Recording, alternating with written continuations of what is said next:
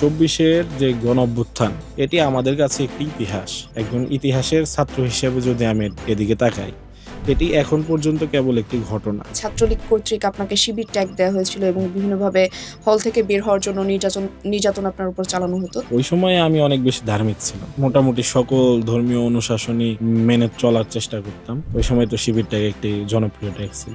Cigarette Anato, তাদের girlfriend আছে হয়তো মিরপুরে, সেখান থেকে আমাদের সাইকেল চালিয়ে গিয়ে তার খাবার নিয়ে এসে, তো আমরা তো তার চাকর না, সে আমার মাত্র 365 দিনের সিনিয়র। গণ অভ্যুত্থান পরবর্তী সময়ে আপনি আপনার সামাজিক যোগাযোগ মাধ্যমে লিখেছিলেন যে জামাত ফ্যাসিস্ট হতে চায়। এই কথাটা কেন লিখেছিলেন? হাসান সাইদি ছিল ছাত্রলীগের একজন পেটোয়া বাহিনীর সদস্য এবং সে এই গণঅভ্যুত্থানে হামলাকারী। তাকে বাঁচানোর চেষ্টা করা হয়েছে কারণ সে আসলে শিবিরের সাথে যুক্ত ছিল। এবং আমরা কিন্তু জানতাম যে শেখ হাসিনা যখন বলেছে রাজাকারের নাতিপুতি, তার মানে এটা ছাত্রলীগকে ফ্রি লাইসেন্স দিয়ে দিয়েছে আমাদের উপর আক্রমণ হবে। 24কে রাইট ট্র্যাকে রাখার জন্য যত বেশি সংঘর্ষ আছে সেটাকে এড়িয়ে 24কে গড়ে উঠতে দিতে হবে। মানুষের অধিকার নিয়ে কথা বলবে রাজনৈতিক দলগুলো, এজন্যই তো রাজনৈতিক দলের গঠন। তা না হলে তো তাদের গঠিত হওয়ার অর্থ কি? তার মানে যদি সকল রাজনৈতিক দল তখন একমত হতে পারতো, আসলে পিলখানা হত্যাকাণ্ডের যে বিচার আছে বা তদন্ত প্রতিবেদন আছে সেটি তখনই প্রকাশিত হতো। অবশ্যই প্রধানমন্ত্রী তার জায়গা থেকে অনেক ভালো লোক, সে জুলাই স্পিরিট ধারণ করে, ডাউন টু আর্থ একটা তার মানসিকতা, সে অনেক সিম্পল, সে তার ওয়াইফকে ভালোবাসে। এইরকম কার্যক্রম আমরা এই সরকারের কাছ থেকে দেখতে পাচ্ছি, যেটি আসলে একেবারেই পপুলিস্ট একটি কাজ। কিন্তু ফ্যাসিবাদী কালচার যে এখনো রয়ে গেছে এটি বোঝা যায় যে কোনো মন্ত্রীকে যদি সমালোচনা করছে কোনো সাংবাদিক, তার বিরুদ্ধে যদি কলম ধরছে, মীর শাহ আলমের নির্দেশে তাকে গ্রেফতার করা হচ্ছে। এবার আমরা আবার আপনার ছাত্র জীবনে ফিরে যাচ্ছি। আপনি 6 মে 2020 সালে ফেসবুকে পোস্ট দিয়েছিলেন ভালোবাসার সংগঠন বাংলাদেশ ছাত্রলীগ। তো এই কাজগুলো কেন করা হয়েছিল? আপনি কি ছাত্রলীগ করতেন কিনা?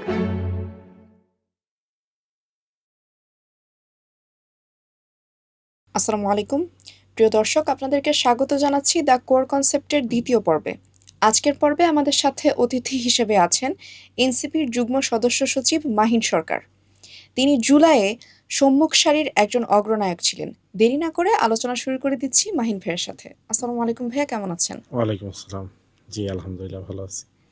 ভাই, এখন তো জুলাই মাস চলছে, তো জুলাইয়ের অনেক স্মৃতি তো আপনার আছে। আপনি জুলাই আহত হয়েছিলেন। সবকিছু মিলিয়ে কোন স্মৃতিটা আপনার সবচেয়ে বেশি এখনো নাড়া দেয়? আসলে জুলাই নিয়ে বলতে গেলে তো অনেক স্মৃতি আছে, তো অনেক নাড়া দেওয়ার মতো স্মৃতিও অনেক, আসলে কোনোটির চাইতে কম না। এখানে তার মধ্যে একটি স্মৃতি আমার মনে পড়ে যে যখন আমি আহত হই তারপর থেকেই কিন্তু বাসায় আমাকে নিয়মিত বলছিল যে আসলে এই আন্দোলন করার আসলে দরকার নেই, কারণ বাবা মা তার সন্তানকে নিয়ে বেশি ভয় পায় এবং আমার ক্ষেত্রেও সেম ঘটনাই হয়েছে। তো আমি আসলে ওই সময়ে বাবা মার সাথে কথা না বলে আমি ফোন বন্ধ করি এবং তারা ক্রমাগত আমাকে ফোন দিয়ে যাচ্ছিলেন। এবং 19 তারিখ, তখন ইন্টারনেট শাটডাউন করেছে মাত্র, তো সেই সময়ে আমার বাবা মা আমাকে না জানিয়ে ঢাকায় চলে এসেছেন, কিন্তু আমি কোথায় আছি তারা সেটি জানতেন না। তো তারা আমাকে বলে যে শেষ পর্যন্ত যে একটা বার আমি তোকে দেখব, তো তুই যেহেতু আন্দোলনে আছিস তো থাক, তোকে একবার দেখবো শুধু। তো আমি তাদেরকে প্রশ্ন করি যে আসলে তোমাদেরকে কি কেউ আমাকে নেওয়ার জন্য এখানে উদ্বুদ্ধ করেছে?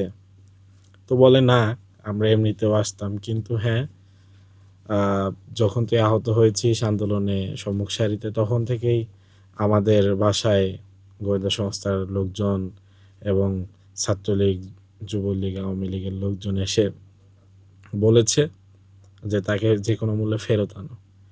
তো আমি তাদেরকে বললাম যে আমি যদি এখানে তোমার সাথে সাক্ষাৎ করতে আসি, সেক্ষেত্রে তো তোমাদের সামনেই আমাকে তারা ধরে নিয়ে যেতে পারে অথবা আরও খারাপ কিছু করে ফেলতে পারে। সুতরাং আমি তোমাদের সাথে সাক্ষাৎ করব না। যদি এই আন্দোলন সফল হয় তাহলে দেখা হবে, আর ব্যর্থ হলে হয়তো আর দেখা হবে না। তো আমার মা সেদিন আসলে অনেক কেঁদেছিলেন, আমি ফোনের এপাশ থেকে শুনছিলাম। এটা আসলে মানে ভাষায় প্রকাশ করার মতো না। তো আমরা তো আর জানতাম না যে আন্দোলন সফল হবে। তো এটি আসলে খুবই একটা ইমোশনাল মোমেন্ট ছিল। তারপরেও আমি ফোকাস ছিলাম, যেহেতু আবু সাইদ সহ অনেকেই প্রায় 50 জনের বেশি ওই মুহূর্ত পর্যন্ত হয়তো সারা দেশে মারা গিয়েছিল। তো আল্টিমেটলি এই যারা শহীদ হয়েছে তাদের মায়ের কাছে তো আমরা দায়বদ্ধ। তো এটা একটা ইমোশনাল জায়গা ছিল, কিন্তু আমি সেটাকে কন্ট্রোল করতে পেরেছিলাম। আচ্ছা। জুলাই গণ-অভ্যুত্থানে আপনারা যখন ৩ জন মিলে আপনি এবং আপনার সাথে রিফাত রশিদ এবং হান্নান মাসুদ আপনারা ৩ জন মিলে যখন বার্তা দিতেন দেশবাসীর উদ্দেশ্যে, তখন অনেকেই বলত যে আপনারা একটা এজেন্সির কোনো একটা এজেন্সির আশ্রয়ে ছিলেন বা এইটা নিয়ে অনেক কন্ট্রোভার্সি আছে। আপনার কাছ থেকে জানতে চাইবো যে সেই দিনগুলোতে আসলে আপনারা কিভাবে নিজেদেরকে গোয়েন্দা সংস্থার নজর থেকে আড়াল করে রেখেছিলেন, দেশবাসীর উদ্দেশ্যে কিভাবে বার্তা দিতেন এবং পাশাপাশি আসলেও কোনো এজেন্সির আশ্রয়ে আপনারা ছিলেন কিনা? দেখুন, এই গণ অভ্যুত্থান এর যাত্রা যখন শুরু হয়, আমরা স্বাভাবিকভাবে বলে থাকি যে 16ই জুলাই আবু সাঈদ যখন শহীদ হয়েছে তারপর থেকেই মূলত গণ অভ্যুত্থানের যাত্রা। তো তারপর থেকে কিন্তু এখানে এটা সত্য যে অনেক ইন্টারেস্টেড মানে পাওয়ার মাঠে নেমেছে। কিন্তু আমরা যারা সমন্বয়ক ছিলাম, আমাদের উপরে কেউ কখনো প্রাধান্য বিস্তার করতে পারেনি। আমাদেরকে যারা আশ্রয় দিয়েছিলেন তারা বাংলাদেশেরই মানুষ, এবং তারা কেউ হয়তো প্রতিষ্ঠিত ব্যবসায়ী, কেউ হয়তো প্রতিষ্ঠিত রাজনীতিবিদ। তো তারা তাদের জায়গা থেকে, মানবিকতার জায়গা থেকে আমাদেরকে আশ্রয় দিয়েছিলেন। এখানে অনেকে ছিলেন অ্যাক্টিভিস্ট। তো কেউ যদি বলে যে এজেন্সি আমাদেরকে আশ্রয় দিয়েছিল এবং এজেন্সির সহায়তা, এটা আসলে ভুল কনসেপ্ট। এটা আসলে এই আন্দোলনকে প্রশ্নবিদ্ধ করার একটি ষড়যন্ত্র হতে পারে। তো আমাদেরকে যারা আশ্রয় দিয়েছিলেন তারা মানবিকতার জায়গা থেকেই আশ্রয় দিয়েছিলেন। আমরা যখন এই তাদের কাছে ছিলাম এক দিন, তো তারা যদি আসলেই কোনো এজেন্সি হয়ে থাকতো, আমরা স্থিরভাবে একটা জায়গায় থাকতাম। তো আমাদের নিরাপত্তার ঝুঁকি ছিল বিধায় আমাদের বিভিন্ন সময় বিভিন্ন ভাষা পরিবর্তন করতে হয়েছে, এবং প্রত্যেক দিনের কর্মসূচি ঘোষণার আগে আমাদের মেন্টাল অবস্থা খুবই ট্রমাটিক থাকতো, কারণ আমরা জানতাম একটি কর্মসূচি ঘোষণা মানে আরও অনেকেই হয়তো শহীদ হতে চলেছেন এবং অনেকেই আহত হতে চলেছেন। তো শেখ হাসিনা যে নামবেই এটাও তো শিওর না তখন পর্যন্ত। তো ওই সময় আসলে এই দায়গুলো আমাদের উপরে আসবে, এবং অন্য যারা, তারা হয়তো স্বাভাবিক জীবনে ফিরতে পারবে কিনা জানি না, আমাদের আসলে স্বাভাবিক জীবনে ফেরার কোনো সম্ভাবনা নেই। তো এরকম একটি ট্রমাটিক সিচুয়েশন ছিল, কিন্তু আমরা যেহেতু 3 জন ছিলাম, আমরা সেটাকে কাটিয়ে উঠতে পেরেছি। তো আমাদের নিরাপত্তার জায়গা থেকে একবার আমাদেরকে যারা আশ্রয় দিয়েছেন তারা আমাদেরকে পরামর্শ দিয়েছিলেন যে তোমরা 3 জন আলাদা আলাদা জায়গায় যাও, তাহলে একজন যদি ধরা পড়ে বা 2 জন যদি ধরা পড়ে তোমরা তারপরেও আন্দোলনটাকে রান করতে পারবে। কিন্তু আমরা বলেছি না, কারণ আলাদাভাবে থাকলে এই ট্রমা আমরা কাটিয়ে উঠতে পারবো না। তো আলটিমেটলি সফল হয়েছে, এটি আমি মনে করি যে একেবারেই আল্লাহর পক্ষ থেকে একটা খাস রহমত। এটা এটাকে আসলে অন্য কোনোভাবে ব্যাখ্যা করা পসিবল না।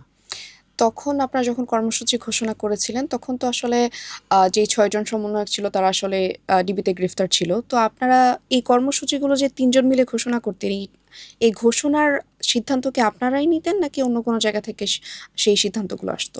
এখানে মাঠে তো আমরা ছিলাম না ওই সময়ে। ওই সময়ে আমাদের দায়িত্ব ছিল সমন্বয় করা। সমন্বয়ক মানে সবার সাথে সমন্বয় করা। তার মানে এখানে আসলে অনেকগুলো শক্তি ছিল। প্রধানতম শক্তি ছিল যারা একেবারেই সাধারণ নাগরিক। তো তাদেরকে বা তাদের মধ্যে থেকে প্রতিনিধি নির্বাচন করা সম্ভব না।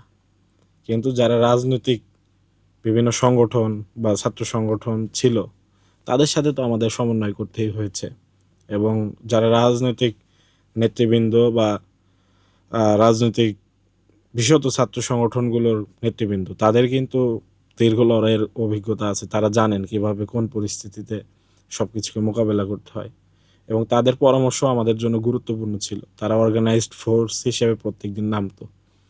তো তাদের সাথে আমাদের অবশ্যই সমন্বয় করতে হয়েছে, এবং তারা প্রত্যেকের জায়গা থেকে আমাদেরকে পরামর্শ দিতেন যে মাঠের পরিস্থিতি এই, তাহলে তোমরা এইভাবে কর্মসূচি দিতে পারো।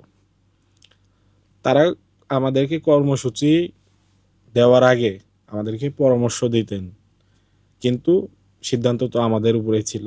তবে কোনো সময় এরকম হয়নি যে ছাত্র শিবির একটি পরামর্শ দিয়েছে আর ছাত্র দল একটি পরামর্শ দিয়েছে, কিন্তু দুই ধরনের বা কনফ্লিক্টিং অবস্থায় গিয়েছে। এরকম কখনোই হয়নি, কারণ পুরো বাংলাদেশে এবং পুরো ঢাকা শহরে আসলে সবখানে সিচুয়েশন একই ছিল। তার মানে এই সিদ্ধান্তগুলো আপনারা তিনজন মিলিয়ে নিতেন, কর্মসূচির সিদ্ধান্তগুলো? এই সিদ্ধান্ত তো আলটিমেটলি আমাদের আমাদের আমরাই নিতাম, এটা তো আমাদের উপরেই ছিল আচ্ছা। এবং আমাদের নামেই তো যেত 3 আগস্টের আগ পর্যন্ত। পরবর্তী প্রশ্নে চলে যাচ্ছি। আপনি একটি ফেসবুক পোস্টে লিখেছিলেন যে ঢাকা বিশ্ববিদ্যালয়ের শিক্ষার্থীদের মাথামোটা সিদ্ধান্তের কারণে ঢাকা বিশ্ববিদ্যালয়ে 15ই জুলাই ছাত্রলীগ হামলা চালাতে পেরেছে। তো এই মাথামোটা সিদ্ধান্তটা কি ছিল এবং কারা নিয়েছে আচ্ছা, আপনার ভাষ্যমতে? না, ঢাকা বিশ্ববিদ্যালয়ের শিক্ষার্থীদের তো আমি অনেক সময় সমালোচনা করেছি, কারণ ঢাকা বিশ্ববিদ্যালয়ের শিক্ষার্থীদের অনেক জায়গায় যে পলিটিক্যাল ম্যাচুরিটি দেখানোর দরকার ছিল সেখানে অনেকেই দেখাতে ব্যর্থ হয়েছে। কিন্তু ঢাকা বিশ্ববিদ্যালয়ের শিক্ষার্থীদের নেতৃত্বেই এই আন্দোলনের প্রথম ধাপ সম্পন্ন হয়েছে। মাথামোটা বলার কারণে আজকে আমরা এখন বসে আছি বিশ্বকাপের সিজন। তো বিশ্বকাপে আমরা দেখতে পাই যে রাতে খেলা হলে যত রাতই হোক না কেন, হাজার হাজার শিক্ষার্থী বসে টিএসসিতে বা হলপাড়ায় গিয়ে খেলা দেখে। তো যখন 14 জুলাই রাত, মানে 15ই জুলাইয়ের প্রথম প্রহর, এটা আমরা জানি সেখানে কি হয়েছিল। সবাই স্লোগান দিতে দিতে নেমে এসেছিল, বিশেষত নারী শিক্ষার্থীরা, এবং তাদের আকাঙ্ক্ষা আমাদের ছেলেদের চাইতে অনেক বেশি তীব্র ছিল। কারণ আমরা যারা ছেলেরা হলে থেকেছি তাদের নির্যাতনের ধরন একরকম ছিল, আমাদেরকে গায়ে হাত তুলতো, বাবা মা তুলে গালি দিত। কিন্তু নারী শিক্ষার্থী যারা, তাদেরকে কিন্তু বিভিন্নভাবেই হ্যারাসমেন্ট করা হতো। এবং এটা কিন্তু আমরা যারা হলে থেকেছি 5 আগস্টের পূর্বে প্রত্যেক দিন যে ছাত্রলীগের প্রোগ্রামে আমাদেরকে জোরপূর্বক নিয়ে যাওয়া হয়েছে, আমরা দেখেছি যে কিভাবে মেয়েদেরকে হ্যারাসমেন্ট করা হচ্ছে ওইখানে। তো তারা হয়তো হয়তো সেই আকাঙ্ক্ষা থেকেই এভাবে নেমে এসেছিল। আমরা ছেলেদের এই আন্দোলনে বেশি হাইলাইট করি বা হয়েছি, মেয়েরা সেভাবে হতে পারেনি। তো আমরা সমন্বয়করা যারা ছিলাম, তাদের একটা কোর কনসেপ্ট ছিল যে যখন আন্দোলনে আক্রমণ হবে, আমাদের বোনদেরকে আমাদের যে কোনো মূল্যে সেভ করতে হবে। কারণ তারা তো প্রশিক্ষিত কোনো ইউনিট হিসেবে এখানে আসেনি, কিন্তু তারা আন্দোলনের সবসময় সামনে থেকেছে, একেবারে ব্যানার তারাই ধরেছে কিন্তু প্রত্যেকটা দিন। তো সেই জায়গা থেকে ওই দিন, মানে ওই রাতে 14 জুলাই রাতে কিন্তু 2টি বড় ম্যাচ ছিল, অনেকেই ভুলে যান। সেদিন কোপা আমেরিকার ফাইনাল ছিল এবং একই সাথে সেই দিন ইউরোরও ফাইনাল ছিল। তো তারা সবাই ওই মিছিলে এসে, যারা ছেলেরা এসেছিল প্রত্যেকে তারপরে খেলা দেখেছে। খেলা দেখে আমাদের কর্মসূচির সময় মোস্ট প্রবাবলি পরের দিন 12টায় ছিল, তারা ঘুমিয়ে আছে। মেয়েরা কিন্তু সবাই চলে এসেছে। এবং আমরা কিন্তু জানতাম যে শেখ হাসিনা যখন বলেছে রাজাকারের নাতিপতি, তার মানে এটা ছাত্রলীগকে ফ্রি লাইসেন্স দিয়ে দিয়েছে আমাদের উপর আক্রমণ হবে। কিন্তু তারপরও ঢাকা বিশ্ববিদ্যালয়ের শিক্ষার্থীরা খেলা দেখে দুপুর পর্যন্ত ঘুমিয়েছে, এটা কিন্তু আমরা ভুলে যাই। তো আমার এটা দগদগে মনে আছে এবং প্রত্যেকটা দিন, প্রত্যেকটা ঘন্টার স্মৃতি আমার মনে আছে। তো এটা যখন আমার মনে পড়ে তখন আমি আসলে আমার ভিতরে রাগ ক্ষোভটা লুকিয়ে রাখতে পারি না। হয়তো সেই পোস্টের সময়ে সেরকম হয়েছিল। এজন্যই আমি বলেছি যে ঢাকা বিশ্ববিদ্যালয়ের শিক্ষার্থীদের মাথামোটা সিদ্ধান্তের কারণেই এই 15ই জুলাই ঘটেছিল এবং আমাদের বোনদের উপরে এরকমভাবে হিংস্রভাবে তারা ঝাঁপিয়ে পড়তে পেরেছিল। তার মানে আপনি বলতে চাচ্ছেন যে সেদিন অর্থাৎ 15ই জুলাইয়ের যে কর্মসূচি ছিল সেখানে তুলনামূলকভাবে ছেলেদের উপস্থিতি অত্যন্ত কম ছিল, তাই ছাত্রলীগ আক্রমণ করতে পেরেছে। হ্যাঁ, ঠিক তাই। পরবর্তী প্রশ্নে চলে যাচ্ছি। বৈষম্য বিরোধী ছাত্র আন্দোলন থেকে যখন প্রথম কোটা সংস্কার আন্দোলন করা হয়, তখন আপনাদের 4টি দাবি ছিল কোটা সংস্কারের জন্য। সেই 4টি দাবির এখনো পর্যন্ত কতটুকু পূরণ হয়েছে বলে আপনি মনে করেন? কোটা সংস্কার আন্দোলনের যে 4টি দাবি ছিল সেটা আমার মনে হয় এখনো পরিপূর্ণভাবে পূরণ হয়নি। পরিপূর্ণভাবে কি তার ধারে কাছেও নেই আমার কাছে মনে হয়।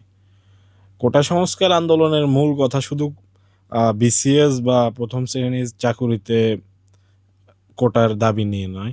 এখানে ছিল যে শিক্ষার্থীদের জন্য পরবর্তীতে একটি জবের সিকিউরিটি নিশ্চিত করা রাষ্ট্রের পক্ষ থেকে। পুরো ৪টি দাবির মূল কথা ছিল এটা।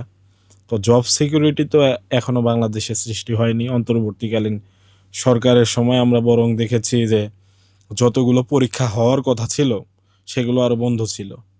এবং বর্তমান যে সরকার তারাও এমন কোনো আশা এখন পর্যন্ত দেখাতে পারেনি যে আমাদের শিক্ষার্থীদের পড়াশোনা শেষে জবের একটি সিকিউরিটি তারা সৃষ্টি করতে পারবে।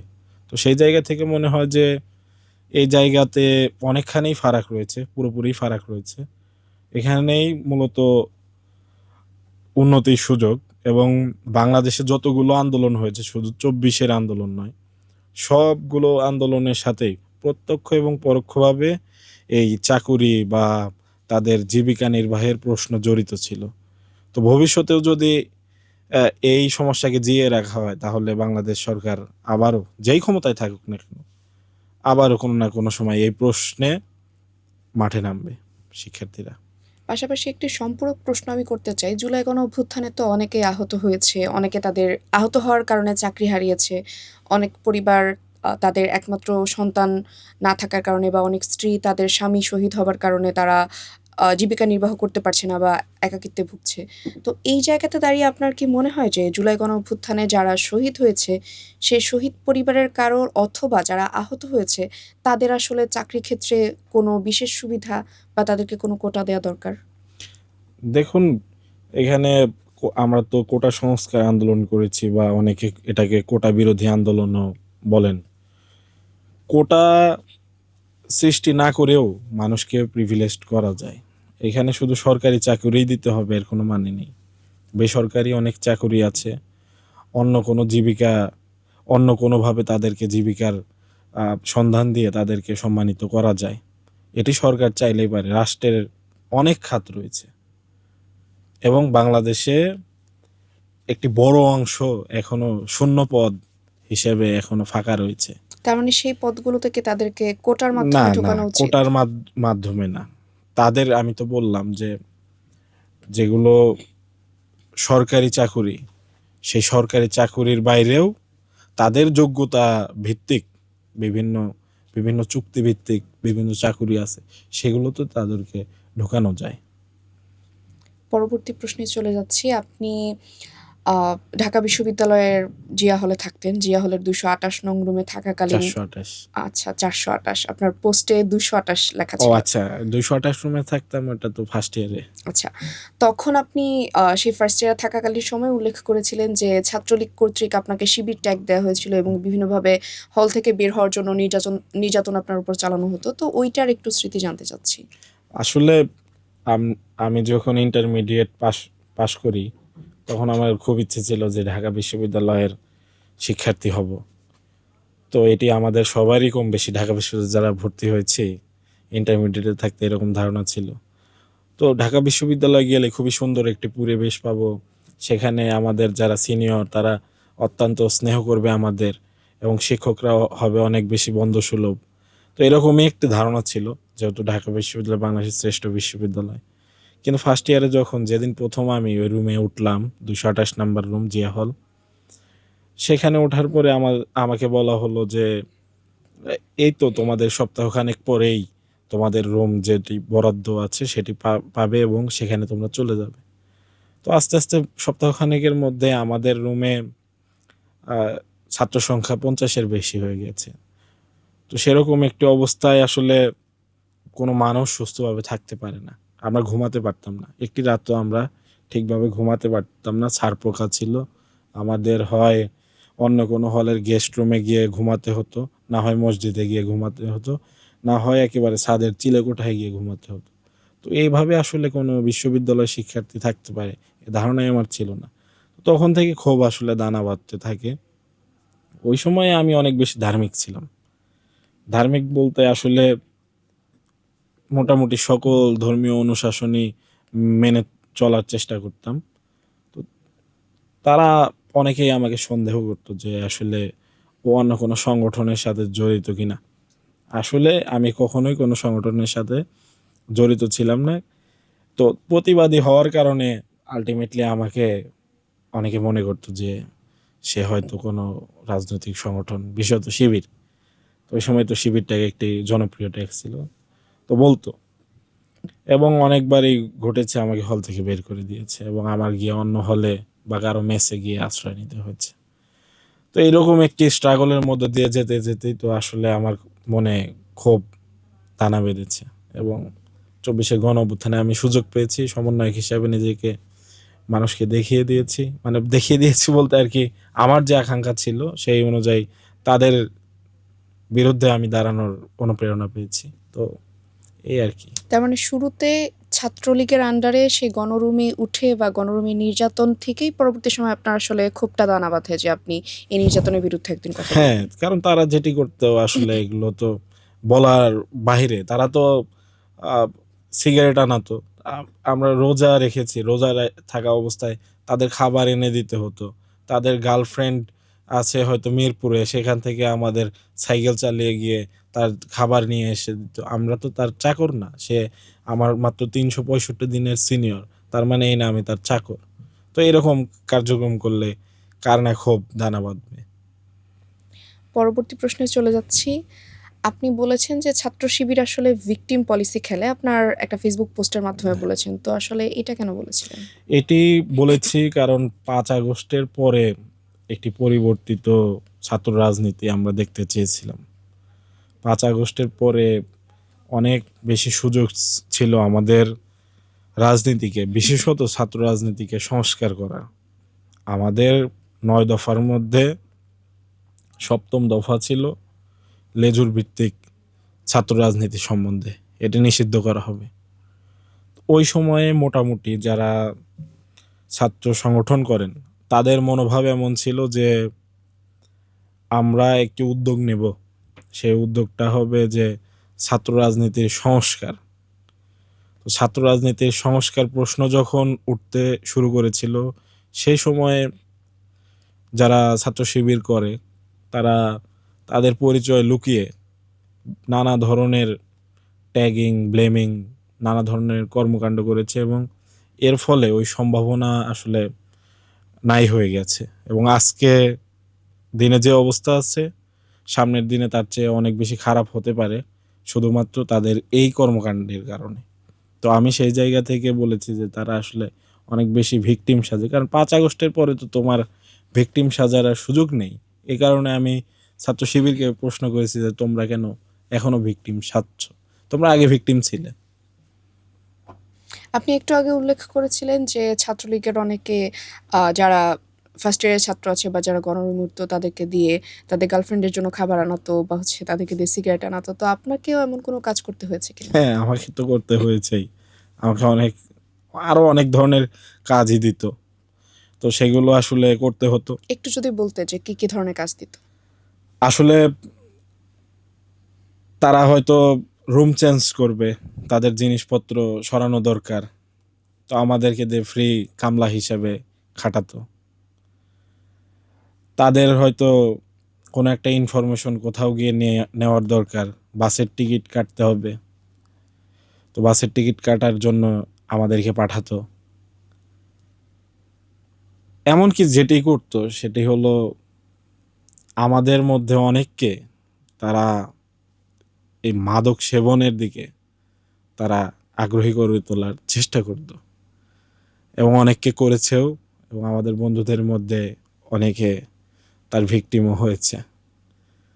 তো আমি এগুলো অপছন্দ করতাম এবং আমি এটার প্রতিবাদ করেছিলাম যখন সেকেন্ড ইয়ারে উঠি এবং তাদের সাথে প্রথম আমাদের সংঘর্ষ হয় এবং আমি সেদিন সামনে দাঁড়িয়ে তাদের সাথে এক ধরনের সংঘর্ষ করেছি এবং তারপরেই মূলত তারা আমার উপর ক্ষিপ্ত হয় এবং তাদের সিদ্ধান্ত ছিল যে কোনো মূল্যে হল থেকে বের করে দেয় এবং তারা ওই সিদ্ধান্ত নিয়েছিল।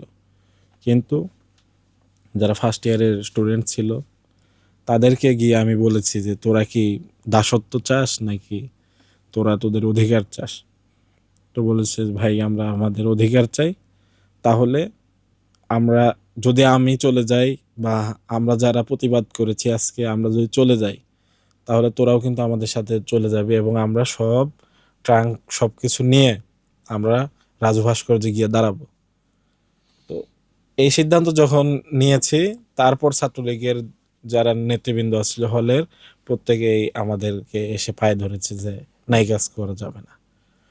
তো তখন তারা নিবৃত্ত হয়েছে, কিন্তু তারা চেয়েছে যে যে কোনো মূল্যে আমাকে ট্যাগিং দিয়ে হল থেকে বের করে দেওয়ার, কিন্তু তার আগেই করোনা চলে এসেছে এবং বিশ্ববিদ্যালয় বন্ধ হয়ে গেছে। তো এটি আমার জন্য ব্লেসিং ছিল, তা না হলে অবশ্যই তাদের রোশনালে আমি পড়তাম। গণ অভ্যুত্থান পরবর্তী সময়ে আপনি আপনার সামাজিক যোগাযোগ মাধ্যমে লিখেছিলেন যে জামাত ফ্যাসিস্ট হতে চায়। এই কথাটা কেন লিখেছিলেন? এবং বর্তমানে কোনো দলের মধ্যে আপনি কি ফ্যাসিস্ট হওয়ার প্রবণতা দেখতে পাচ্ছেন কিনা আপনার দলকে অন্তর্ভুক্ত করে? এখানে জামাত ইসলামকে আমি বলেছিলাম আসলে কোন সময়ে এটা গুরুত্বপূর্ণ, কারণ এখন পর্যন্ত 24-এর গণ অভ্যুত্থানের ইতিহাস যারা একেবারে পলিসি লেভেলে ছিল কেউই কিন্তু পরিপূর্ণভাবে লেখেনি। আসলে পরিপূর্ণভাবে ইতিহাস লেখাও সম্ভব না। আসিফ মাহমুদ সজীব ভুঁইয়া একটি বই লিখেছেন, এটি এখন পর্যন্ত মানে একটা ডকুমেন্ট বলা চলে, কিন্তু এটাও পূর্ণাঙ্গ ইতিহাস না, কারণ ওটা আসিফ মাহমুদ সজীব ভুঁইয়ার চোখে 24-এর গণ অভ্যুত্থান। তো একেবারে পরিপূর্ণ ডকুমেন্টেশন বা তার কাছাকাছি এখনো হয়নি। তার আগেই আমরা দেখতে পেয়েছি যে জামায়াত ইসলামী তাদের জায়গা থেকে 24কে এক ধরনের কুক্ষিগত করার চেষ্টা এবং ইতিহাসের সাথে ইতিহাসের সংঘর্ষ বাঁধানোর যে একটি প্রবণতা তারা তাদের জায়গা থেকে বুঝে হোক না বুঝে হোক সেটি করেছে, এবং করার কারণে একটি যে প্রজন্মের সংঘাত সেটি হওয়ার উপক্রম হয়েছে। 24-এর যে গণ অভ্যুত্থান বা বিপ্লব যাই বলি না কেন, এটি আমাদের কাছে একটি ইতিহাস, কিন্তু ইতিহাসের দৃষ্টিকোণ থেকে বা একজন ইতিহাসের ছাত্র হিসেবে যদি আমি এদিকে তাকাই, এটি এখন পর্যন্ত কেবল একটি ঘটনা। এখন পর্যন্ত একটি ঘটনা, কোনো একটি ঘটনাকে ইতিহাস হয়ে ওঠার জন্য একটি সময় দিতে হয়। তো সেই সময় আপনাকে কিন্তু দিতে হবে এবং 24কে রাইট ট্র্যাকে রাখার জন্য যত বেশি সংঘর্ষ আছে সেটাকে এড়িয়ে 24কে গড়ে উঠতে দিতে হবে। তো বাংলাদেশ যদি আরও 10 বছর পরে এমন অবস্থায় পৌঁছায় যে আরও 10 বছর পেছনে বাংলাদেশ যেমন ছিল তার চেয়ে আরও খারাপ হয়েছে, তাহলে 24কে কেউ ভালোভাবে মনে রাখবে না, এটাকে খারাপভাবে মনে রাখবে। তো এই জায়গায় আপনি যখন কথা বলবেন, যারা ছিল স্টেক হোল্ডার সবাইকে নিয়ে আপনার কথা বলতে হবে, এটাকে কুক্ষিগত করা যাবে না, যেটি আওয়ামী লীগ করেছিল। আওয়ামী লীগ করার কারণে 71 যে একটি বিষয়, এটি যে সবার গর্বের বিষয়, সেটি আর গর্বের জায়গায় ছিল না। সে তার বিরুদ্ধে যে কথা বলেছে তাকে রাজাকার বলেছে, কিন্তু নিরপেক্ষ দৃষ্টিকোণ থেকে দেখতে গেলে আওয়ামী লীগের আন্ডারে কোনো কমান্ডো বাহিনী বা কিছু ছিল না। তারা মুক্তিযুদ্ধে সশস্ত্রভাবে অস্ত্র ধরেছে এমন ডকুমেন্টেশন নাই। তা দেখা যাবে যে তাদের ছিল মুজিব বাহিনী। তারা কি করেছে? তারা গুপ্ত হত্যা করেছে, যারা মুক্তিযোদ্ধা তাদেরকেই হত্যা করেছে।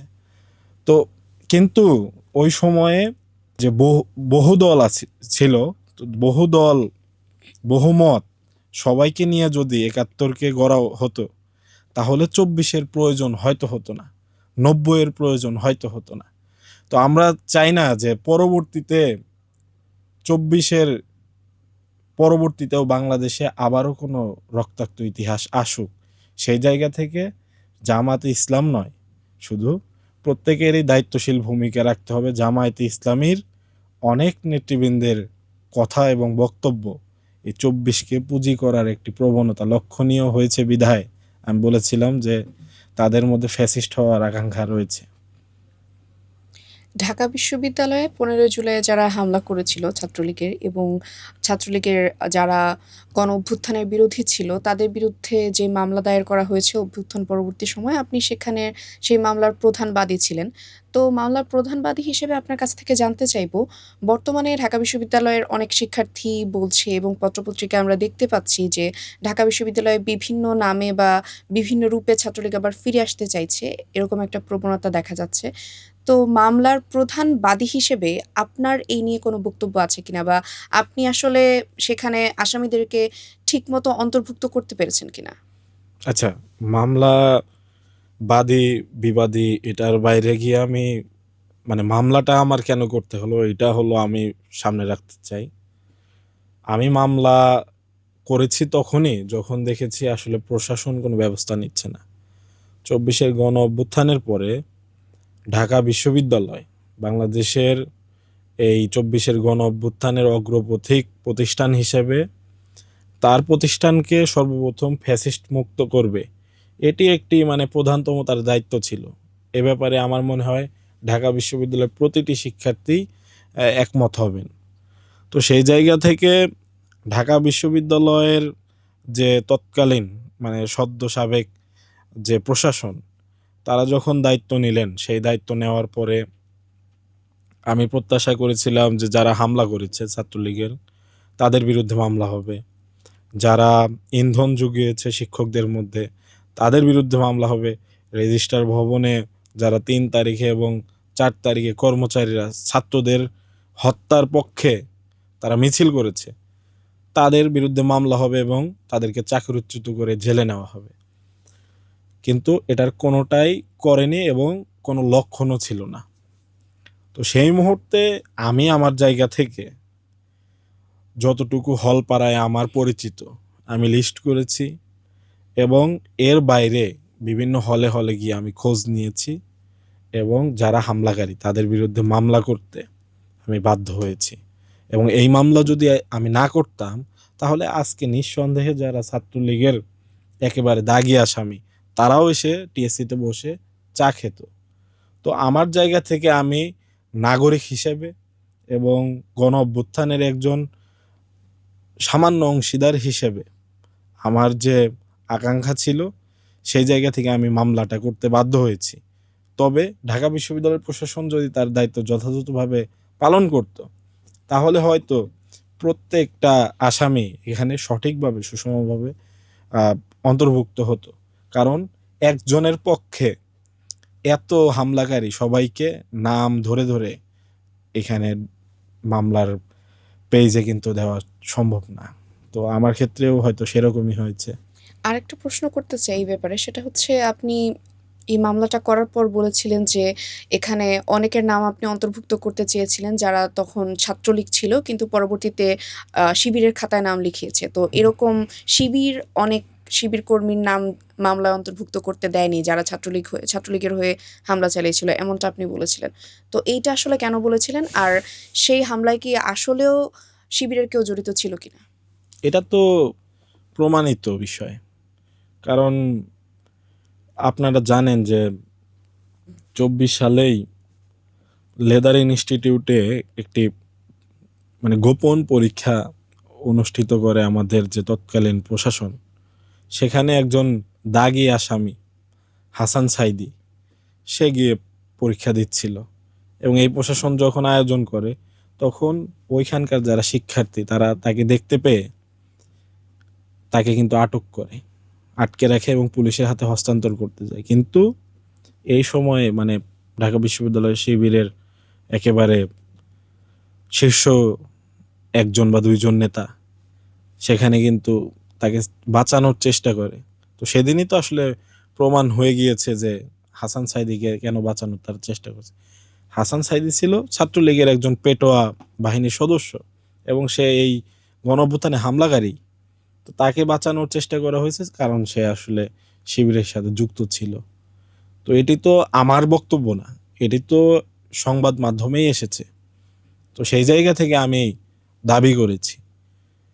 তো এটি যদি মিথ্যা হতো তাহলে তো কাউন্টার ন্যারেটিভ তৈরি হতো, কিন্তু এটি তো প্রমাণিত সত্য, আমি সেজন্য বলেছি। এবং এই যে পুরো মামলা, এই মামলায় অনেক মানে অনেকেই তো আমাকে সহায়তা করেছে, সাক্ষীও অনেকে। তো যারা সহায়তা করেছে তাদের মধ্যে কেউ কেউ ছাত্র শিবিরের ছিল। আমি তাদেরকে ওই সময় চিনতাম না সে আসলে ছাত্র শিবিরের নেতা বা কর্মী। কিন্তু তারা যখন এই লিস্টটা দিয়েছে, অনেকেই ছিল যারা শিবিরের সাথে হয়তো ছাত্র জীবনের কোনো একটা পর্যায়ে কানেক্টেড ছিল, তাদের নাম বাদ দিয়েছে। তো এটি তো আসলে অপ্রমাণিত কিছু না, যেটি আমি দাবি করেছি। সেটি যদি হতো তাহলে আমি অবশ্যই ক্ষমা প্রার্থনা করতাম। তার মানে আসলে আপনি বলতে চাইছেন ছাত্রলীগের হামলায় যারা জড়িত ছিল তাদের মধ্যে অনেককেই শিবির নাম বাদ দিতে সুপারিশ করেছে আপনার কাছে।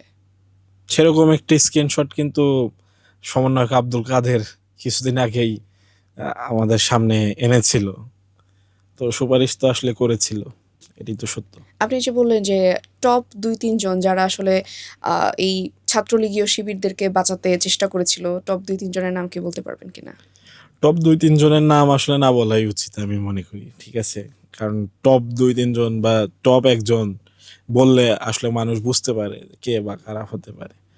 তো এটি আসলে এখান পর্যন্তই থাকুক, কারণ তারা তো গণ অভ্যুত্থানের মানে ব্যক্তি হিসেবে তারা গণ অভ্যুত্থানের অংশীজন, এবং ছাত্র শিবির তো সাংগঠনিকভাবেও এই গণ অভ্যুত্থানে অনেক বড় একটা ভূমিকা রেখেছে। তো আমি জাস্ট এতটুকু এন্ডোর্স করতে চেয়েছি যে তাদের আসলে এই দুইটি চরিত্র একই সাথে প্লে করার সুযোগ নেই। হয় গণ অভ্যুত্থানের সরাসরি পক্ষে থাকতে হবে, যেহেতু তুমি পক্ষে দাবি করছো, তাহলে যে হামলা করেছে সে তোমার ভাই হোক নিজের, তাকে বাঁচানো যাবে না। আমার দাবির মূল কথা এটাই। শিবিরের সাথে আপনার আরও একটি বিবাদ হয়েছিল যখন গণ-অভ্যুত্থান পরবর্তী সময়ে আসলে একটা প্রেস রিলিজ নিয়ে কথা হয়। সেই প্রেস রিলিজটা ছিল যে চোখে মুখে লাল কাপড় বাঁধা কর্মসূচি। চোখে মুখে লাল কাপড় বাঁধা কর্মসূচিটা আসলে সকলে গণ-অভ্যুত্থানের সময়ে পালন করেছিল। ওই কর্মসূচির প্রেস রিলিজটা নিয়ে পরবর্তীতে ক্রেডিট টানাটানির একটা ব্যাপার আমরা দেখতে পারি। ছাত্র শিবির বলছিল যে এই প্রেস রিলিজটা ছাত্র শিবির করেছে। আপনি বলছিলেন যে বৈষম্য বিরোধী ছাত্র আন্দোলনের পক্ষ থেকে আপনারা সেই প্রেস রিলিজটা দিয়েছেন। তো আসল ক্রেডিটটা কার? আসল ক্রেডিট কার এটা আসলে এখন বলার আসলে সময় না। কারণ এটি আসলে সবচেয়ে ভালো হতো যে ২৪শে গণ অভ্যুত্থান যদি আজকের এই সাফল্যের মুখ না দেখতো। এটি আসলে শুনতে খুবই খারাপ শোনা যাচ্ছে যে আমি বলছি যে সফল না হতো, তাহলে তো মানে এত রক্ত বৃথা যেত। তখন কেউ আসতো না সামনে এসে বলতো না যে আসলে আমি এটা করেছি। আমি ছেড়ে দিচ্ছি, কারণ এটাকে ছেড়ে দেওয়াই উচিত। কেউ যদি বলে যে সে করেছে এবং করে সুখী হতে চায়, এটা করুক, অসুবিধা নেই। কিন্তু ওই দিনের কর্মসূচি তো মাহিন সরকারের নামে গিয়েছিল। প্রত্যেকটা কর্মসূচি শেষে যেমন ৯ দফা আব্দুল কাদের এর নামে গিয়েছিল, মানে পুরো দফা শেষে বার্তা প্রেরক আব্দুল কাদের ছিল, ঠিক আছে? তো এরকম রিফাত রশিদের নামেও কর্মসূচি গিয়েছে, আব্দুল হান্নান মাসুদের নামেও কর্মসূচি গিয়েছে। তো প্রত্যেকটাতেই বার্তা প্রেরক অমক ছিল। তো বার্তা প্রেরক ছিলাম আমি, এবং ওইখানে এটা নিয়ে অনেক কথা হয়েছে, আমি আর ব্যাখ্যা করতে চাচ্ছি না। তো কেউ যদি চায় যে আসলে সে এটার মাস্টার মাইন্ড ছিল, সে এটা নিয়ে সুখী থাকুক, আমি তার সুখ কামনা করি। কারণ এখানে যখন আমরা এগুলো নিয়ে বেশি কথা বলি বা ক্রেডিট টানাটানি করি, এটা আসলে মানুষ নেগেটিভভাবে দেখে। আমি চাচ্ছি না যে এটা নিয়ে টানা হেঁচড়া করতে, ঠিক আছে? এবারে আপনার একটা জোরালো কর্মসূচি নিয়ে কথা বলতে চাই বা একটা জোরালো প্রতিবাদী উদ্যোগ নিয়ে। সেটা হচ্ছে গণ-অভ্যুত্থান পরবর্তী সময়ে আপনি বিডিআর বিদ্রোহে যারা ছিল বা বিডিআর বিদ্রোহের যে পরিবার-পরিজন ছিল, বিডিআরের পরিবার-পরিজন তাদেরকে নিয়ে অনেক কাজ করেছেন। তো এই যে বিডিআর বিদ্রোহের বা বিডিআর হত্যাকাণ্ডের যে তদন্ত প্রতিবেদন ছিল, সেটা আসলে এখনো পর্যন্ত জনসম্মুখে প্রকাশ করা হয়নি কেন? একটি রাষ্ট্র কার্যকর থাকে তখনই যখন রাষ্ট্রের ভেতরে কোনো রাষ্ট্র না থাকে। বাংলাদেশে রাষ্ট্রের ভিতর রাষ্ট্র আছে। পাকিস্তান আমলে আরও বেশি ছিল। কিছু পরিবারের কাছে কুক্ষিগত ছিল বাংলাদেশ এবং পাকিস্তানের পুরো অর্থনীতি এবং সমরনীতি, যাই বলে না কেন সব কিছু। তো বাংলাদেশেও রাষ্ট্রের ভিতর রাষ্ট্র রয়েছে। এই কারণে বললাম যে কিছু কিছু প্রতিষ্ঠান এত বেশি শক্তিশালী যে সেই প্রতিষ্ঠানের স্বার্থ ক্ষুণ্ণ করে এমন কোনো সিদ্ধান্ত কোনো গভর্নমেন্ট আসলে নিতে পারে না। এই প্রতিষ্ঠানগুলো আমি কারা? নাম না বলি, কারণ বাংলাদেশের স্থিতিশীলতা খুবই গুরুত্বপূর্ণ। তো আমি বললেই যে অস্থিতিশীল হয়ে যাবে বিষয়টা এরকম না, কিন্তু এটাকে অনেকে অনেকভাবে ব্যাখ্যা করতে পারবেন, তখন এটা আসলে উচিত না। তো এরকম প্রতিষ্ঠানের ভিতরে প্রতিষ্ঠান রয়েছে। তো বিডিআরের যে পুরো হত্যাকাণ্ড, এটা নিয়ে আমরা বাংলাদেশিরা কম বেশি সবাই জানি, এবং এটা তো প্রমাণিত হয়েছে যে তদন্ত প্রতিবেদনেও এসেছে, সরাসরি এটা উল্লেখিত যে এখানে বাংলাদেশের পার্শ্ববর্তী কোনো রাষ্ট্র ভারত, সরাসরি নামই বললাম, যে তারা এখানে ইন্ধন জুগিয়েছে, এবং আওয়ামী লীগ সরকার শেখ হাসিনা নিজে এটার তত্ত্বাবধান করে যারা মেধাবী সেনা অফিসার ছিল তাদেরকে হত্যা করেছে। এবং একই সাথে সেখানে সে থামেনি, যারা নিরপরাধ ব্যক্তিবর্গ ছিল বিডিআরদের, তাদেরকে কিন্তু অনেককে গুম করে দিয়েছে। আমরা কিছুদিন আগে স্টার নিউজের একটা প্রতিবেদনে আমরা দেখেছি যে একজন যিনি সাক্ষী ছিলেন, 1 বছর পরে তাকে গোপালগঞ্জ থেকে তুলে নিয়ে সেই বরগুনার পাথরঘাটায় নিয়ে তাকে কিন্তু হত্যা করা হয়েছে, এবং তার লাশ কিন্তু একেবারে সমুদ্রে ভাসিয়ে দেওয়া হয়েছে। তো এরকমভাবে হত্যা করা হতো বা গুম করা হতো। তো এত মানুষকে তো আর হত্যা করা পসিবল না, যাদেরকে নিরপরাধ ছিল কিন্তু তাদেরকে তো তাদেরকে কিন্তু জেলে ঢুকিয়ে রাখা হয়েছে, এবং তাদের জেলের ভিতরে নির্মমভাবে নির্যাতন করা হয়েছে। আমি যখন আমার সিদ্ধান্ত নিয়েছি যে আমি রাজনীতি করব, এবং 24-এর গণঅভ্যুত্থানের পরে আমি আমার অ্যাক্টিভিজমের লিস্ট আমি শুরু করেছি, তখন প্রথমেই আমার আগ্রহ ছিল যে পিলখানা হত্যাকাণ্ডের বিষয়টা পুরোপুরি উদ্ঘাটন করতে হবে, এবং সেজন্য মাঠে নামতে হবে। কারণ তখন একটি পরিস্থিতি ছিল যেটি অনেকখানি আমাদের অনুকূলে, আমরা চাইলে এখানে একটু পাওয়ার খাটালে আমরা কিন্তু সেটাই বের করে আনতে পারবো। তো আমি আমার জায়গা থেকে সেই উদ্যোগ নিয়েছি, এবং অনেকাংশে সফল হয়েছে। এখানে শেষ পর্যন্ত আসলে অনেক কিছু চেপে যাওয়া হয়েছে। যে প্রতিবেদনটি বলা হয়েছিল কমিশনের প্রতিবেদন প্রত্যেকের জন্য উন্মুক্ত হবে, বাংলাদেশের সকল নাগরিক সেটি পাঠ করতে পারবেন, কিন্তু সরকার সেটি করেনি। কেন অন্তর্বর্তী করেনি? আমি তো বললাম যে রাষ্ট্রের ভেতরে রাষ্ট্র থাকে, তো কোনো প্রতিষ্ঠান হয়তো চায়নি, বা কোনো বাহিনী বা কিছু হয়তো চায়নি যে এই প্রতিবেদন ফাঁস হোক, বা তাদের যারা শীর্ষ কর্মকর্তা রয়েছে তাদের নাম চলে আসুক। আসলে তো ওই প্রতিষ্ঠানের একটি ভাবমূর্তি ক্ষুণ্ণ হয়। সেই জায়গা থেকে হতে পারে, বাহিরের কোনো চাপ হতে পারে, অনেক কিছুই তো হতে পারে। আমরা তো এটি অনেকাংশে ধারণার উপরেই বলি, কারণ কেউ যদি বলে যে আমাকে তুমি এই কথা বললা, ডকুমেন্ট দেখাও, আমি তো ডকুমেন্ট দেখাতে পারবো না, তবে বোঝা যায়। আপনি যেহেতু এই উদ্যোগটা নিয়েছিলেন, তাহলে তদন্ত প্রতিবেদন সম্পর্কে আপনার তো ভালোভাবে জানা থাকার কথা। তদন্ত প্রতিবেদন সম্পর্কে তো আমার মোটামুটি আইডিয়া আছে। আমি তো কিছুদিন আগে ফেসবুকে পোস্টও করেছি যে এটাই মূলত তদন্ত প্রতিবেদন, একটা কিন্তু ফাঁস হয়েছিল। তো তদন্ত প্রতিবেদনের একটা মোটামুটি 400 পৃষ্ঠার একটা কি বলে ডকুমেন্ট পোস্ট করা হয়েছিল, কিন্তু মূল যে প্রতিবেদন সবকিছু সহ মূলত 1000 পৃষ্ঠার উপরে, এটা আমি জানতাম। তো মূল প্রতিবেদন সম্পূর্ণ অংশ একেবারে পৃষ্ঠা ধরে ধরে যদি না আসে, আমি কিভাবে এই প্রতিবেদনকে বিশ্বাস করব? এবং সেখানে তো সুপারিশ করা ছিল যারা অন্যায়ভাবে চাকরিচ্যুত হয়েছে তাদেরকেও সম্মানের সহিত হয় পেশায় ফেরত নিতে হবে, তা না হলে ক্ষতিপূরণ দিতে হবে। কারণ এই মানুষগুলো হাজার হাজার মানুষ, এরা তো খুব বেশি শিক্ষিত না, এরা এসে মিডিয়ায় বলতে পারে না। তো আমি তাদের জন্য করব না, আমি তাদের জন্য বলবো না, আমার এখন সুযোগ আছে আমি বলবো না। তো আমি বলেছি যে তাদেরকে চাকরির ব্যবস্থা করে দিন, না হয় ক্ষতিপূরণ দিন, কিন্তু আপনি দেখেন তাদের দাবি এখনো পূরণ হয়নি। এবং তারা সামাজিকভাবে এতটাই ডেপ্রাইভ যে তাদের মেয়েদেরকে তাদের একটা ভালো পাত্রের হাতে তার পাত্রস্থ করতে পারে না, তাদের ছেলে সন্তানকে ভালো জায়গায় বিয়ে দিতে পারে না। তারা একেবারে সমাজচ্যুত একটি অবস্থা, মানে তাদেরকে রাষ্ট্রদ্রোহী হিসেবেই কিন্তু এখনো সমাজে দেখানো হচ্ছে। অবশ্য এই ব্যক্তিরা অনেকে, এরা বেশিরভাগই কেউ কিচ্ছু জানতো না ওই দিন, মানে যাদেরকে ফাঁসানো হয়েছিল এখনো কিছু মানুষ জেলে রয়েছে।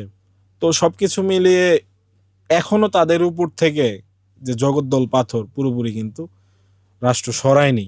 তো এটি আসলে ইন্ডিকেটর যে রাষ্ট্রের ভেতরে যে রাষ্ট্র সেটি এখনো ভালোভাবেই সক্রিয় রয়েছে। যে ১,০০০ পৃষ্ঠার তদন্ত প্রতিবেদনের কথা বললেন, সেটি কি আপনি দেখেছেন? ১,০০০ পৃষ্ঠার তদন্ত প্রতিবেদন তো আমাকে দেখানো হয়নি বা দেখানো হওয়া উচিতও না। আমাকে কেন দেখাবে? কারণ যখন কাজ করছিল তখন আমি শুনেছি এটি মোটামুটি ১,০০০ পৃষ্ঠার উপরে চলে গেছে। সবকিছু সব ব্যাখ্যা সহ। আর যে তদন্ত প্রতিবেদন ফাঁস হয়েছে সেটি তো আসলে ক্ষুদ্র একটি অংশ মাত্র। অনেকে বলে থাকে যে এই বিডিআর হত্যাকাণ্ডের সাথে বর্তমানে বাংলাদেশের যিনি সেনাপ্রধান আছেন জেনারেল ওয়াকার, তিনি জড়িত আছেন। তো আপনি যেহেতু এই পুরো ঘটনাটার একটা নেপথ্যে ছিলেন, আপনার কাছ থেকে জানতে চাইবো এই আশঙ্কাটা কি আসলে সত্য? ওয়াকারুজ্জামান জড়িত আছেন কিনা এটা তো আমি বলতে পারবো না। এটা আমি কিভাবে বলবো? তা যারা তদন্ত করেছেন তারাই বলতে পারবেন। কারণ তদন্ত যারা করেছেন তাদের কাছে এসে অনেকে সাক্ষ্য দিয়েছেন। কিন্তু ওয়াকারুজ্জামান সেদিন তার ভূমিকা কি ছিল? ওয়াকারুজ্জামান আসলে কি চেয়েছিলেন? এটি আমার পক্ষে কিভাবে বলা সম্ভব? আমার তো ২০০৯ সালে আমি মাত্র হয়তো ক্লাস 4 এ পড়ি। তো আমার পক্ষে বলা সম্ভব নয়।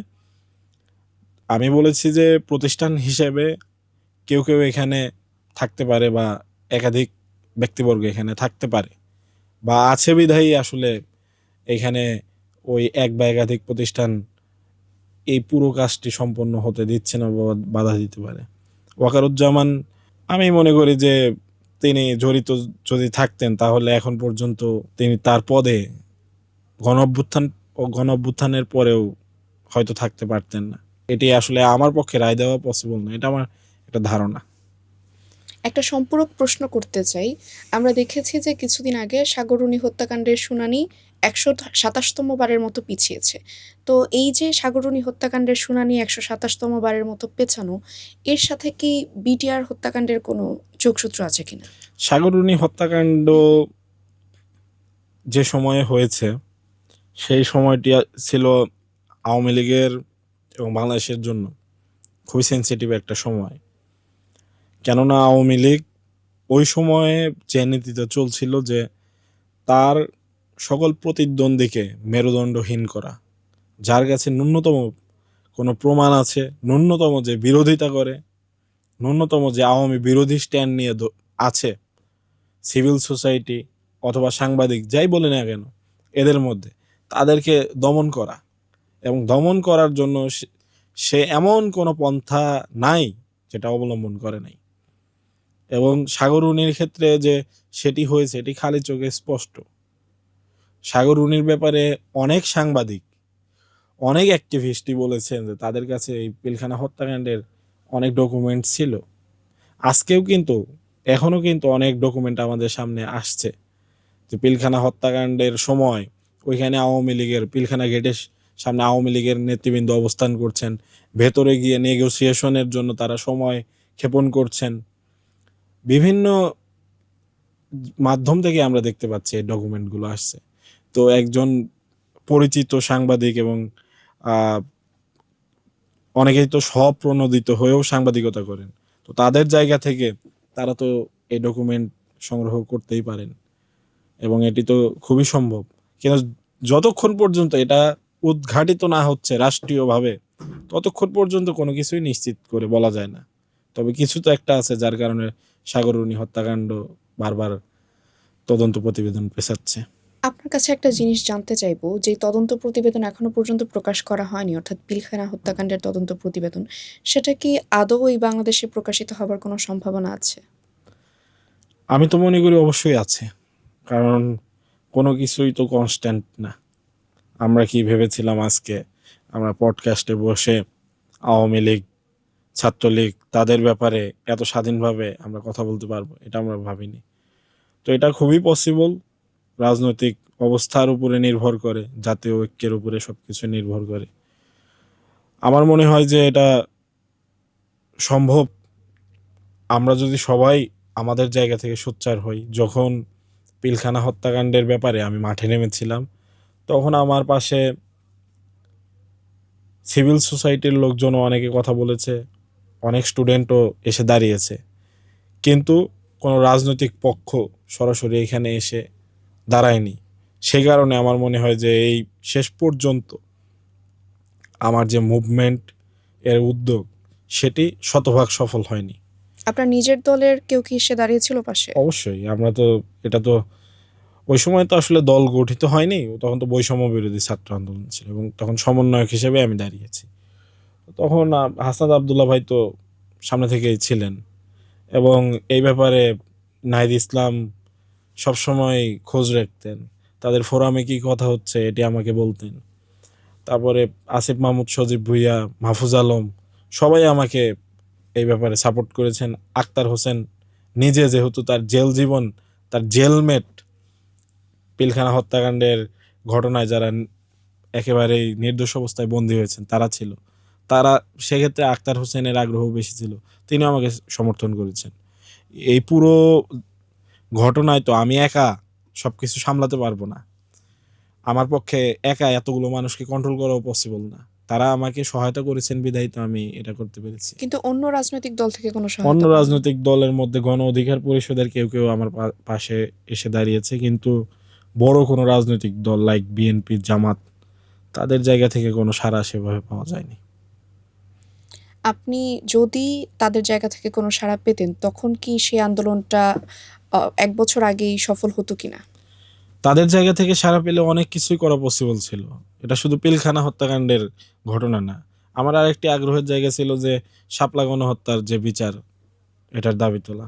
তো এটা শুধু তো আমার কাজ না, আমার বা একজন দুইজনের কাজ না, এটা তো জাতীয় একটি দায়িত্ব।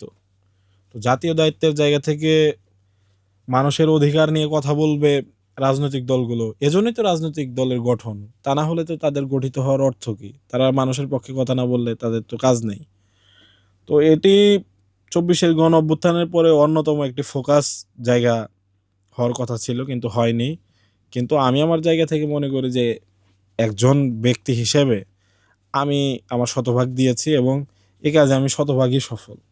হয়তো পরিপূর্ণভাবে সফল না, কিন্তু আমার জায়গা থেকে আমি পরিপূর্ণভাবে সফল। এবং তারা যদি সাথে থাকতো তাহলে তো একটি জাতীয় ঐক্যমত্য গঠন হতো, এবং জাতীয় ঐক্যমত্য যদি কোনো কাজে গঠিত হয় তাহলে আসলে সেই কাজকে কে আটকে রাখবে? তার মানে যদি সকল রাজনৈতিক দল তখন একমত হতে পারত, আসলে পিলখানা হত্যাকাণ্ডের যেই বিচার আছে বা তদন্ত প্রতিবেদন আছে, সেটি তখনই প্রকাশিত হতো। অবশ্যই। আমরা আবার একটু জুলাই মাসে ফেরত যাচ্ছি। আপনি ২০২৪ সালের ১৭ই জুলাই যখন ক্যাম্পাসে আসলে আইন শৃঙ্খলা রক্ষাকারী বাহিনী দ্বারা পরিবেষ্টিত ছিল, তখন আপনি তাদেরকে চোখে চোখ রেখে বলেছিলেন যে, "আমার ক্যাম্পাসে আপনি কে?" তো ১৫ জুলাই আপনি আহত ছিলেন। আবার ১৭ জুলাই আন্দোলনে তাদেরকে এভাবে চোখে চোখ রাঙিয়ে কথা বলা, এই সাহসিকতার উৎস আসলে কী ছিল? এই সাহসিকতার উৎস আসলে ক্ষোভ। আমি বলেছি যে যখন ফার্স্ট ইয়ারে আমি উঠেছি আমার উপরও অনেক অকথ্য নির্যাতন হয়েছে। তো সেই জায়গা থেকে ক্ষোভ মূল ফ্যাক্টর ছিল। এবং এটি তো প্রত্যেকেরই জানা কথা, যেদিন আমাদের বোনেদের উপরে ছাত্রলীগ হামলা করেছে এবং আমাদের বোনেদের গায়ে পর্যন্ত তারা স্পর্শ করেছে, তো এটি যখন আমরা দেখেছি এটি তো আমাদের জন্য একটি লজ্জাজনক ব্যাপার যে আমরা ভাই হিসেবে তো ব্যর্থ, আমরা তাদের পাশে দাঁড়াতে পারি ঢাল হয়ে। তো সেই জায়গা থেকে তো আমরা যখন ঢাকা বিশ্ববিদ্যালয় ক্যাম্পাসে একজন শিক্ষার্থী হিসেবে অবস্থান করি, আমাদের চাইতে পাওয়ারফুল কেউ না। এবং আমি আমার বাড়িতে অবস্থান করছি, আমার চাইতে পাওয়ারফুল কে হবে? সেখানে যদি খোদ প্রধানমন্ত্রীও আসে, এটা তো আমার বাড়ি। সুতরাং আমার বাসায় তার আসতে হলে অতিথি হয়ে আসতে হবে। যদি আমি অনুমতি দেই কেবল সে ঢুকতে পারবে, এরকম একটি ব্যাপার কাজ করে। তো ঢাকা বিশ্ববিদ্যালয়ে যেদিন বিজিবি, পুলিশ সহ সশস্ত্র অবস্থায় আরও বাহিনীগুলো এসেছিল ১৭ই জুলাই এবং আমাদেরকে তাড়ানোর জন্য, তো তখন রিপ্লাই কি হবে তার প্রতি আমার? যে আমার বাসায় এসে তুমি আমাকে বের করে দিচ্ছ। তো আমি আসলে সেই জায়গা থেকেই তাকে এই ক্যাম্পাসে আপনি কে, এবং তারপরে আমি বলছিলাম হিজড়া। এটা ওই ভিডিওতে হয়তো এসেছিল কিনা আমি জানি না, আমার মনে আছে। তারপরে আমি বলেছিলাম হিজড়া। তারপরে আপনি পুলিশকে তখন হিজড়া বলে সম্বোধন হ্যাঁ, হিজড়া করেছিলেন। বলে সম্বোধন করেছি। কেন? কারণ তারা নিরস্ত্র ছাত্রদের সামনে সশস্ত্র অবস্থায় এসেছে, যেন বাংলাদেশে যুদ্ধ হচ্ছে। আমরা কি সশস্ত্র অবস্থায় ছিলাম? আমাদের সাথে কথা হচ্ছে ভিসি স্যারের, আমরা ভিসির জন্য অপেক্ষা করছি, তার বার্তার জন্য অপেক্ষা করছি। সে কেন অন্যায়ভাবে 17ই জুলাই আমাদের ক্যাম্পাস বন্ধ করবে। এই ক্যাম্পাস বন্ধ করার আগে অবশ্যই শিক্ষার্থীদের মতামত তার নিতে হবে। সে এটি পারে না এমন একটি পরিস্থিতিতে, যখন ঢাকা বিশ্ববিদ্যালয় আক্রান্ত হচ্ছে এবং ঢাকা বিশ্ববিদ্যালয় একটি মাদার অর্গানাইজেশন হিসেবে সারা বাংলাদেশের ছাত্রদেরকে প্রোটেক্ট করার দায়িত্ব নিয়েছে, সেই মুহূর্তে তাদেরকেই আক্রান্ত করা হচ্ছে। সেই সিদ্ধান্ত কিভাবে ভিসি নিচ্ছে, আমরা এই প্রশ্ন করতে গিয়েছিলাম। সেই মুহূর্তে এসে রাষ্ট্রীয় বাহিনী আমাদেরকে উচ্ছেদ করার সিদ্ধান্ত নিয়েছে। তো আমরা তো সে জায়গায় প্রতিবাদ করবো এবং করেছিলাম। শেষ পর্যন্ত ওই মুহূর্তে সফল হয়নি, কিন্তু 5 আগস্ট ঠিকই সফল হয়েছে। যেই পুলিশের চোখে চোখ রেখে আপনি তখন কথা বলেছিলেন, যেই পুলিশকে তখন হিজড়া বলে সম্বোধন করেছিলেন, 5ই আগস্টের পরে সেই পুলিশের কতটুকু পরিবর্তন হয়েছে? আমরা তো পুলিশের আচরণে কোনো পরিবর্তনই দেখতে পাইনি। পরিবর্তন হবে কি, এটা তো সংস্কারের ব্যাপার। পুলিশ বাহিনী তো গঠিত হয়েছিল ব্রিটিশদের হাতে। তো ব্রিটিশরা আসলে পুলিশ বাহিনীকে গঠন করেছিল, তাদেরকে বেতন দিত। এটা নিয়ে একটু বইপত্র ঘাটাঘাটি করা প্রয়োজন। কিভাবে তাদের বেতন দিত? তারা মাস্তানি করে জনগণের কাছ থেকে যে অর্থ নিয়ে আসতো, সেটা দিয়েই তাদের বেতন দেওয়া হতো, এবং তাদেরকে ব্রিটিশদের তরফ থেকে শুধুমাত্র পোশাকটি সার্ভ করা হতো। তো তাদের যে রেগুলেশন বা আইন, তারা যেভাবে পরিচালিত হয়, সে ব্রিটিশ আমলে যেরকম ছিল, পাকিস্তান আমলে যেরকম ছিল, বাংলাদেশ হওয়ার পরেও সেরকমই। আবার পুলিশদের তরফ থেকে যদি আমি দেখি, তাহলে দেখা যাবে যে তারা আসলে যেভাবে জীবনযাপন করে, যে সরকার থেকে বেতন পায়, সেটি আসলে যথেষ্ট নয় একজন পুলিশের জন্য। এটি তাদের দিক থেকেও। তো আমার জায়গা থেকে মনে হয় যে এই যে কলোনিয়াল সিস্টেম, এটাকে ভাঙার জন্যই তো শিক্ষার্থীরা স্বপ্রণোদিত হয়ে 5 আগস্টেই দেয়ালে দেয়ালে লিখেছে যে স্বাধীনতা এনেছি, সংস্কারও আনবো। এখনো দেয়ালে কিন্তু লেখা আছে। এটা তাদেরকে তো কেউ শিখিয়ে দেয়নি। এই শিক্ষার্থীরা যারা ছিল, অনেকে স্কুল এর গণ্ডিও পার হয়নি, তারাই লিখেছে যে স্বাধীনতা এনেছি, সংস্কারও আনবো। তো এই সংস্কার মানে কি? সংস্কার মানে আমি যদি আক্রান্ত হই, নিকটস্থ থানায় গিয়ে কোনো নেতা খেতার কারো পরিচয় ছাড়া আমি আমার নাগরিক সেবা সেখান থেকে পাবো। আমি তো সেখান থেকে পাচ্ছি না। তার মানে কি? রাষ্ট্রের ভিতর রাষ্ট্র রয়েছে। তার মানে পুলিশ বাহিনীর সংস্কার হয়নি, এটাই খালি চোখে স্পষ্ট। আমরা 24-এর গণ অভ্যুত্থানের পরেও শিক্ষার্থী এবং তাদেরকে নিবৃত্ত করার প্রশ্ন যখন এসেছে সরকারের তরফ থেকে, তখন পুলিশ বাহিনী সেই আগের মতোই মারমুখী আচরণ করেছে। বিভিন্ন ঘটনাই আমরা দেখতে পেয়েছি। আমরা দেখেছি যে পুলিশের ইউনিফর্ম চেঞ্জ হয়েছে। এই ইউনিফর্ম চেঞ্জ হওয়াটা আদৌ কতটুকু উপযোগী ছিল, বা এই ইউনিফর্ম চেঞ্জ হওয়াতে কি লাভ হয়েছে? মানে আমি কি কালার ড্রেস পরলাম সেটার উপরে তো আমি কেমন লোক সেটা নির্ভর করবে না, বা আমি কি অনুশাসন মানি সেটা নির্ভর করবে না। এটা তো আসলে একটা বোগাস বিষয় যে ইউনিফর্ম চেঞ্জ হয়েছে। এখানে যারা পুলিশ, যারা গুলি চালিয়েছিল এবং আমাদের আন্দোলনকারী ভাই বোনদেরকে হত্যা করেছে, তাদেরকে ফাঁসিতে ঝুলাতে হবে, অথবা তাদেরকে রাষ্ট্রীয়ভাবে যে শাস্তি দেওয়া দরকার, সেই শাস্তি আদালত তাদেরকে দেবে। আমাদের দাবি তো এটাই ছিল, কিন্তু তাদেরকে সেটি করা হয়নি। অনেক পুলিশ দেখেছি যারা এইখানে সরাসরি এই সমস্ত গণহত্যায় জড়িত ছিল, তাদেরকে পোস্টিং দিয়ে আরও ঊর্ধ্বে নিয়ে যাওয়া হয়েছে। তো এটি যেহেতু হয়েছে, আসলে পুলিশ বাহিনীর কাছ থেকে আমরা কি প্রত্যাশা করব? বর্তমান গণতান্ত্রিক যে সরকার রয়েছে, যারা নির্বাচিত হয়েছে, এটি তাদের উপরে দায়িত্ব যে পুলিশ বাহিনীকে পরিপূর্ণভাবে সংস্কার করা। শুধু পুলিশ না, ওই সময় তো বিজিবিও গুলি করেছে। আমরা আর্মিরও গুলি করার ফুটেজ মোহাম্মদপুরে দেখেছি, এবং আর্মি যে গুলি করে হত্যা করেছে, আমরা কিন্তু সাংবাদিকের পোস্টেও দেখেছি যে গুলি করছে, একজন মারা গেল। তো যারা করেছে তাদের বিচার অবশ্যই করতে হবে। এখানে প্রতিষ্ঠান হিসেবে বিচার না, যারা করেছে তাদেরকে অবশ্যই বিচারের কাঠগড়ায় দাঁড় করাতে হবে। অন্যথায় সংস্কার বা আরও যে গণ অভ্যুত্থানের আকাঙ্ক্ষা, সেটি বাস্তবায়িত হবে না। আমরা দেখেছি যে ছাত্রলীগের যারা সশস্ত্র ছিল, যারা ছাত্রলীগের হয়ে হামলা চালিয়েছে, তাদের বিরুদ্ধে মামলা করা হয়েছে, কিন্তু পুলিশ বা আপনি যে বললেন আইন শৃঙ্খলা রক্ষাকারী বাহিনী, তাদের বিরুদ্ধে আসলে তেমনভাবে কোনো মামলা করা হয়নি ঢালাওভাবে। এটার কি কোনো প্রয়োজন ছিল? এটি তো রাষ্ট্র ব্যবস্থা নেবে। একজন নাগরিক হিসেবে যখন আপনি কোনো ব্যবস্থা নিতে চান, বা কারো একজন দোষী সে শাস্তি পাক, সর্বোচ্চ ব্যবস্থা হলো তার বিরুদ্ধে মামলা করা। তো আমি আমার জায়গা থেকে মামলা করেছি ছাত্রলীগের বিরুদ্ধে। এখন পুলিশের যে বিচার, এটি মামলাটা করবে কে? এটি মামলা করবে কে? রাষ্ট্রীয়ভাবে অনেক মামলা তদারকি করা হচ্ছে, আন্তর্জাতিক অপরাধ ট্রাইব্যুনালে গিয়েছে। সেটার অগ্রগতি কতটুকু? অগ্রগতি আসলে খুব বেশি হচ্ছে না। এটি নির্ভর করে সরকারের সদিচ্ছার উপরে। সরকার কতটুকু সদিচ্ছা পোষণ করে। যদি তাদের বিচারে সঠিকভাবে এ বিচার সম্পন্ন না করা হয় এবং সঠিক সময়ে সম্পন্ন না করা হয়, তাহলে কিন্তু এই যারা হত্যাকারী তাদের কাছ থেকে রাজনৈতিকভাবে, অর্থনৈতিকভাবে সুবিধা নেওয়া সম্ভব। আমি যদি আওয়ামী লীগের সাথে কোনোভাবে আপোষ করি, তার কাছ থেকে সুবিধা নেওয়া সম্ভব? এটি অসম্ভব না। এখন সরকারের মধ্যে বা এই বিচার প্রক্রিয়ার সাথে যারা জড়িত, তারা কোনো জায়গা থেকে সুবিধা নিচ্ছে কিনা আমরা শিওর হয়ে বলতে পারছি না। তা না হলে দেরি হবে কেন? তো আমাদের জায়গা থেকে মনে হয় যে বর্তমান যে সরকার রয়েছে, তারা অন্তর্বর্তীকালীন সরকারের চেয়ে অনেক বেশি স্টেবল, এবং তাদের দেশীয় এবং আন্তর্জাতিক সকল জায়গা থেকেই তাদের সেই স্বীকৃতি রয়েছে। তারা চাইলেই এই ব্যবস্থাগুলো নিতে পারে।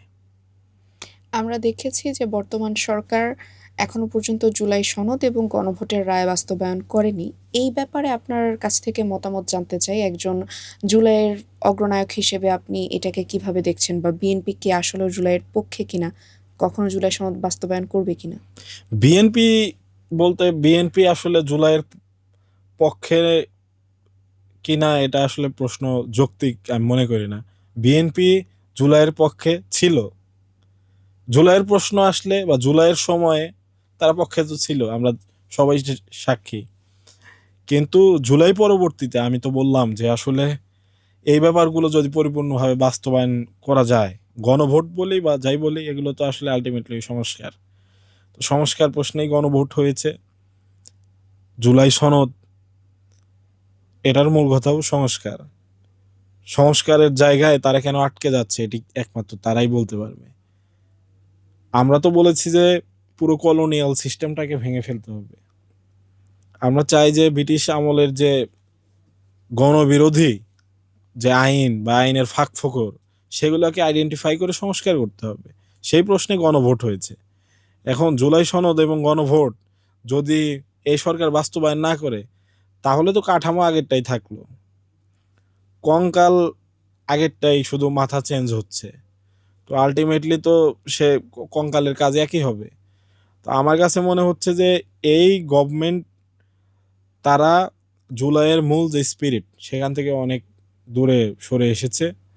তারা শুধু যেটি দেখানোর চেষ্টা করছে যে প্রধানমন্ত্রী তার জায়গা থেকে অনেক ভালো লোক, সে জুলাইয়ের স্পিরিট ধারণ করে, ডাউন টু আর্থ একটা তার মানসিকতা, সে অনেক সিম্পল, সে তার ওয়াইফকে ভালোবাসে। তো এইরকম কার্যক্রম আমরা এই সরকারের কাছ থেকে দেখতে পাচ্ছি, যেটি আসলে একেবারেই পপুলিস্ট একটি কাজ।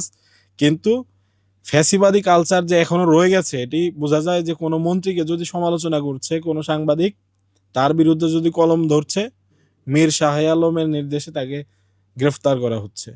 তো এটি ততক্ষণ পর্যন্ত থাকবে যতক্ষণ পর্যন্ত না সংস্কার করা হবে। তো বিএনপিকে আসলে প্রো জুলাই শক্তি যেদিন থেকে তারা এই সিদ্ধান্ত নিয়েছে তারা সংস্কার করবে না, সেদিন থেকে আর বলা যায় না। আমরা দেখতে পেয়েছি যে সম্প্রতি শিক্ষার্থীরা শিক্ষামন্ত্রীর পদত্যাগের দাবিতে আন্দোলন করছে।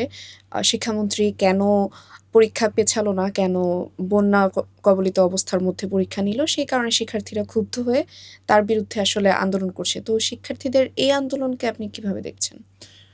এখানে তো শিক্ষার্থীদেরকে আমি মনে করি যে এক প্রকার বাধ্য করে রাস্তায় নামানো হয়েছে। কারণ শিক্ষামন্ত্রীর যে দায়িত্ব, তার জায়গা থেকে তিনি শুরু থেকেই কাণ্ডজ্ঞানহীন আচরণ করে আসছিলেন। তিনি বিভিন্ন জায়গায় গিয়ে বলছিলেন যে আহ, নকল আর হবে না। তারপর তিনি জাইমা রহমানের সাথে বাচ্চাদের রাজনীতি করতে হবে সেরকম সবক দিচ্ছিলেন। এটি আসলে আমার কাছে মনে হয় তিনি এখনো সেই 2006 সালেই পড়ে আছেন। তিনি 26 সালে নাই, আজ থেকে 20 বছর আগের সময়ে তিনি বাস করছেন। এবং তার জায়গা থেকে অযাচিত যে মন্তব্য, সেটি করলে এই জেনারেশন আসলে কতটুকু প্রতিক্রিয়া দিতে পারে সে সম্পর্কে তিনি ধারণা আসলে রাখেন না। এইটি শিক্ষার্থীরা আসলে একটা প্রজন্মের প্রতি অপমান হিসাবে নিয়েছে, আমি এভাবেই দেখি। যৌক্তিক অযৌক্তিকে আমি পরে যাচ্ছি।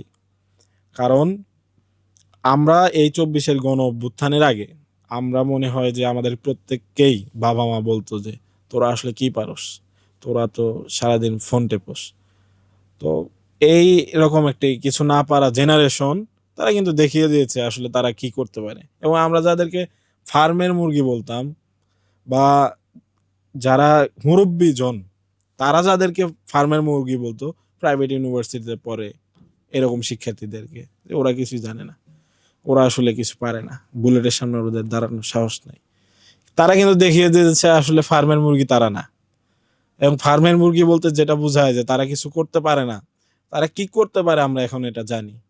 তো তা যখন এটা বলা হয়েছে যে তারা ফার্মের মুরগি, তারা তো ওই ২৪-এর মতো করে নিয়েছে যে এটি আসলে প্রজন্মের প্রতি একটি অবজ্ঞা।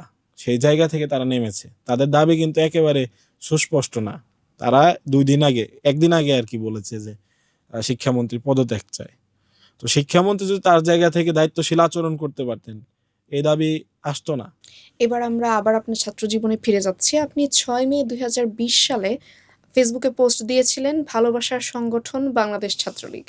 তো পাশাপাশি সেই পোস্টের আগে পরে আমরা দেখেছি যে ছাত্রলীগের বিভিন্ন নেতার সাথে আপনার পোস্ট বা আওয়ামী লীগের কোনো এমপি বা কোনো নেতাকর্মী যদি মারা যেতেন তাদের প্রতি শোক প্রকাশ করে আপনি পোস্ট দিতেন। তো এই কাজগুলো কেন করা হয়েছিল? আপনি কি ছাত্রলীগ করতেন কিনা? ৫ আগস্টের আগে আমরা আসলে যারা হলে থাকতাম প্রত্যেকেই তো ছাত্রলীগের প্রোগ্রামে যেতাম। তার মানে তো ছাত্রলীগই। এখন সাংগঠনিকভাবে জড়িত কিনা এটা হলো ব্যাপার। আমি তো ছাত্রলীগের কোনো সাংগঠনিক কাঠামোতে ছিলাম না। কিন্তু আসলে প্রত্যেকটা দিন যখন আমরা ক্লাস করে হলে ফিরতাম, তখন রাতে বিশেষত তারা কিন্তু গেস্ট রুমে আমাদেরকে ডাকতো। প্রত্যেক দিনের অ্যাক্টিভিটি কি আমাদের কাছে জানতে চাইতো। প্রত্যেক দিনের অ্যাক্টিভিটি বলতে বোঝায় যে ওই দিনের প্রোগ্রাম হয়ে থাকলে আমরা ছবি আপলোড করেছি কিনা, ভাইদেরকে সালাম দিয়েছি কিনা সঠিকভাবে, অফলাইনে ছাত্রলীগের পক্ষে যায় এমন কোনো কর্মকাণ্ডে জড়িত ছিলাম কিনা। তো এরকমভাবে তারা আমাদেরকে কোশ্চেন করতো। তো যখন ২০২০ সালের কথা আসে, ২০২০ সালে আসলে আমি কোন বর্ষে ছিলাম, মাত্র আমি সেকেন্ড ইয়ারে তখন উঠেছি।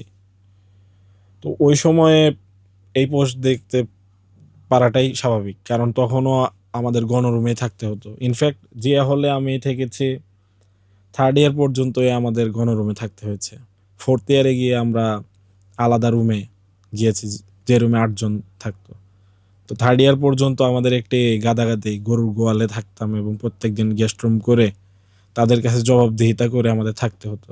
তো সেই সময় এরকম অ্যাক্টিভিটি পাওয়াটাই স্বাভাবিক। আমার মনে হয় যে আজকে যারা ছাত্র দল বা ছাত্র শিবিরের সবচেয়ে অ্যাক্টিভ নেতা বা কর্মী, একদিনও যদি সে হলে থেকে থাকে তার ছাত্রলীগ হিসেবেই থাকতে হয়েছে। তো সুতরাং কেউ যদি আমাকে বলে ওই অনুযায়ী যে ওই সময় আমি ছাত্রলীগ ছিলাম, ওকে। সে কারণে ভালোবাসার সংগঠন হিসেবে পোস্ট দেয়া হয়েছিল। না, এটি তো আমি বললাম যে তাদেরকে বাধ্য হয়ে দিয়েছিলেন। এটি তো তারা তো আমি কি পোস্ট করেছি সেটা তারা জানতে চেত এবং দেখতো, এবং একই সাথে তারা তো গ্রুপে নির্দেশ দিয়ে দিত যে এই ব্যাপারে পোস্ট কর। এখন আওয়ামী লীগের বড় নেতা মারা গিয়েছে, এই ব্যাপারে কে কে পোস্ট করলো না তাদের মাইর হবে, এরকম বলতো। তো আমাদেরকে তো দিতেই হতো তাদের নির্দেশ মোতাবেক। বাধ্য হয়ে দিতে হতো। একটু গত বছরে চলে যাচ্ছি। গত বছরের ডাকসু নির্বাচনে আপনি প্রার্থী হয়েছিলেন, জিএস প্রার্থী হয়েছিলেন একটি প্যানেল থেকে। পরবর্তীতে আপনি আসলে সেই প্রার্থিতা প্রত্যাহারও করেছিলেন। তো এই প্রার্থী হয়ে ওঠা হুট করেই আবার প্রার্থিতা প্রত্যাহার করা এটা কেন হয়েছিল? আমরা দেখেছিলাম যে আপনি জাতীয় রাজনীতিতে চলে গিয়েছেন। হুট করে আবার এসে ছাত্র রাজনীতিতে যোগ দেয়া, আবার সেখান থেকে একটি প্যানেল থেকে পদত্যাগ করা, এটি কেন হয়েছিল? আমি ওই সময়ও ছাত্র, ঢাকা বিশ্ববিদ্যালয়ে একজন বৈধ শিক্ষার্থী ছিলাম। তো জিএস পদ বা যে কোনো পদে দাঁড়ানোর আমার অধিকার ছিল, মানে ছাত্র হিসেবে। আমি আমার জায়গা থেকে বৈষম্য বিরোধী ছাত্র আন্দোলনের সময়ে এবং তারপরে পুরো অ্যাক্টিভিটি কিন্তু ক্যাম্পাস কেন্দ্রিক করেছি। ক্যাম্পাস কেন্দ্রিক বেশ কিছু শিক্ষার্থী বান্ধব কর্মসূচিও আমি নিয়েছি। আমি বেশ কিছু উদ্যোগও নিয়েছিলাম, যেমন পিলখানার ভেতর দিয়ে শিক্ষার্থীদের যাতায়াতের পথ করা, এরকম আমি উদ্যোগ নিয়েছিলাম। তো সব কিছু মিলে আমার কাছে মনে হয় যে আমি শিক্ষার্থীদের জন্য যেহেতু উদ্যোগ নিয়েছি এবং আমার যেহেতু ছাত্রত্ব বর্তমান রয়েছে, আমার জিএস পদে প্রতিদ্বন্দ্বিতা করা যায়। তো সেই সিদ্ধান্ত আমি নিয়েছিলাম এবং পরবর্তীতে আমি দেখলাম এটি আসলে রাজনৈতিক একটি টানাপোড়েন সৃষ্টি করেছে, বিশেষত আমার দল এনসিপি তারা এটিকে খুবই বাজেভাবে নিয়েছে। তাদের সাথে আমি ডিসকাস করেছি যে আসলে আপনারা যেভাবে করতে চাচ্ছেন এটি এরকম হলে ভালো হয় যে আমি যদি জিএস পদে প্রতিদ্বন্দ্বিতা করি তাহলে আপনারা যাকে বা যাদেরকে প্রার্থী করতে চাচ্ছেন তাদের চাইতে হয়তো বা আমি ভালো ফলাফল করতে পারবো। তারা সেই জায়গা থেকে আমার উপরে সিদ্ধান্ত ছেড়ে দিয়েছিল এবং আমি যখন এসেছি তখন তো এনসিপি খুব স্বাভাবিকভাবেই আমার বিরুদ্ধে সাংগঠনিক আপনাকে বিশৃঙ্খলার অভিযোগ এনে আমাকে শাস্তি দিয়েছে। তো আমি এটাকে অ্যাকসেপ্টও করেছি। তো পরবর্তীতে আমি যখন দেখলাম এটাকে আসলে খুব বেশি আঘাতে দেওয়া উচিত না এবং আমরা যেহেতু গণ অভ্যুত্থান একসাথে করেছি, মানুষ তো আমাদেরকে ফলো করে, আমাদের মধ্যে যদি কোনোভাবে কোনো বিষয় নিয়ে বিভেদ হয় এটি আলটিমেটলি অন্য কাউকে সুযোগ করে দেয়, আমরা দুর্বল হয়ে যাই। সেই জায়গা থেকে আমি পরবর্তীতে এখান থেকে সরে গিয়েছি। আপনি যেহেতু দাঁড়িয়েছিলেনই, আপনি এনসিপির যে ছাত্র সংগঠনের প্যানেল ছিল তাদের হয়ে কেন দাঁড়ালেন না, এবং পরবর্তীতে কেন এনসিপির ছাত্র সংগঠনের প্যানেলের যিনি দাঁড়িয়েছিলেন আবু বাকের মজুমদার তাকে সমর্থন দিয়ে তারপর আপনি বসে গেলেন, এটা হলো কেন? না, আবু বাকের মজুমদার, আব্দুল কাদের সহ মানে এদেরকে তো বাংলাদেশের সবাই চেনে। তারা তো তারা আর আমি একই তো। কিন্তু তাদের প্যানেল থেকে তো আপনি তাদের দাঁড়াননি। প্যানেল থেকে আমি তো দাঁড়াইনি। আমি তো বলেছিলাম যে আপনাদের যে জিএস প্রার্থী বা যারা যেই হোক না কেন, আমার মনে হয় যে আমি ভালো করতে পারবো, কারণ আমি ওই সময়ও হলে থেকেছি। আমি হলে থাকা স্টুডেন্ট এবং হল পাড়া যারা শিক্ষার্থী আছে এবং লাইব্রেরিতে প্রত্যেক দিন যাওয়ার সুবাদে এবং লাইব্রেরি কেন্দ্রিক আন্দোলনে থাকার সুবাদে আমার মনে হয় যে আমাকে শিক্ষার্থীরা যেরকম চেনে তার চেয়ে বেশি শিক্ষার্থীদের নাম ধরে বাই নেম আমি বলতে পারি যে এই অমুক কেমন আছো। তো এটি তো একটা বড় শক্তির জায়গা। তো আমি আসলে এই কারণে ওই সিদ্ধান্ত নিয়েছিলাম এবং তাদেরকে আমি এটাই বোঝাতে চেয়েছি যে আমি আপনাদের চেয়ে ভিন্ন কেউ না। পরবর্তীতে নির্বাচনে তো বাস্তবতা রয়েছে। একই সাথে যদি দুইজন আমি আহ, একই ব্যক্তি, মানে একই ধরনের ব্যক্তি, একই ঘরানার ব্যক্তি, একই আদর্শের ব্যক্তি, তো দুইজনকে আমি একটা ইলেকশনে দাঁড় করিয়ে দিলাম, তাহলে তো আহ, একই ঘরানার যে ভোটার তাদের মধ্যে ভোটটি ভাগ হয়ে গেল। শুরুতে আপনার এই কথাটা মাথায় আসেনি? শুরুতে আমার এই কথা ভালোভাবেই মাথায় ছিল, কিন্তু তখন পর্যন্ত সিদ্ধান্ত কংক্রিট কোনো সিদ্ধান্ত ছিল না যে কাকে কোন প্রার্থী করবে, এবং এই সিদ্ধান্ত পুরোটুকুই কিন্তু একেবারে শেষ মুহূর্তে গিয়ে ঘোষণা হয়েছিল। বিভিন্ন প্যানেল ঘোষণার পরে আমাদের প্যানেল, মানে যে প্যানেলগুলোর কথা বলা হচ্ছে সেই প্যানেলগুলো ঘোষণা করা হয়েছে। তো একেবারে শেষ ভাগে গিয়ে আসলে সবগুলো সিদ্ধান্ত হয়েছে এবং সরেও আসা হয়েছে একেবারে শেষ দিন গিয়ে। আপনি ঢাকা বিশ্ববিদ্যালয়ের মুজিব হলের নাম পরিবর্তন নিয়ে একটি পোস্ট দিয়েছিলেন, বলেছিলেন যে গায়ের জোরে মুজিব হলের নাম পরিবর্তনের চেষ্টা করা হচ্ছে। তো আপনার মতে কি আসলে মুজিব হলের নাম মুজিব হলই থাকা উচিত কিনা, নাকি পরবর্তীতে যে নামকরণগুলো করা হয়েছিল কাজী নজরুল হল, শহীদ ওসমান হাদি হল, এই নামগুলো থাকা উচিত? দেখুন, শেখ মুজিবুর রহমান যখন এই কথাটি আমি বলবো তখন আমাদের এটাই খেয়াল রাখতে হবে যে ভালো খারাপ নিয়েই কিন্তু একজন মানুষ বা একজন নেতা। শেখ মুজিবুর রহমান যে হল, এই হল এর নাম পরিবর্তন আর শেখ মুজিবুর রহমানের যে ভাস্কর্য সেটি যে ছাত্র জনতা বিক্ষুব্ধ হয়ে ভেঙেছে, দুইটি কিন্তু এক জিনিস নয়। এটি আমাদের প্রথমে মনে রাখতে হবে, কারণ এই ভাস্কর্যগুলো আমার আপনার ট্যাক্সের টাকায় শেখ হাসিনা আমাদের কাছ থেকে কোনো পারমিশন না নিয়েই সেগুলো দিয়ে বানিয়েছিল এক ধরনের কাল্ট ফিগার বানানোর জন্য। আর শেখ মুজিবুর রহমান হল এটির যে যিনি নামকরণ করেছেন তিনি কিন্তু আওয়ামী লীগের কেউ না, এবং এটি এখানে থাকতেই পারে। যিনি এইটির নামকরণ করেছেন তিনি কিন্তু নিজের নামেও কোনো হল করেননি। একই সময়ে ওই জায়গায় শেখ মুজিবুর রহমান হল, জিয়াউর রহমান হল, জসিমউদ্দিন হল, কীর্তিমান ব্যক্তিদের নামে হলপাড়ায় কিছু হলের নাম করণ তিনি করেছেন, তখনও কোনো প্রশ্ন ওঠেনি। এই যে রিয়াকশনারি চিন্তা ভাবনা, এটিকেই আসলে এটি ইতিহাসকে ক্ষতিগ্রস্ত করে।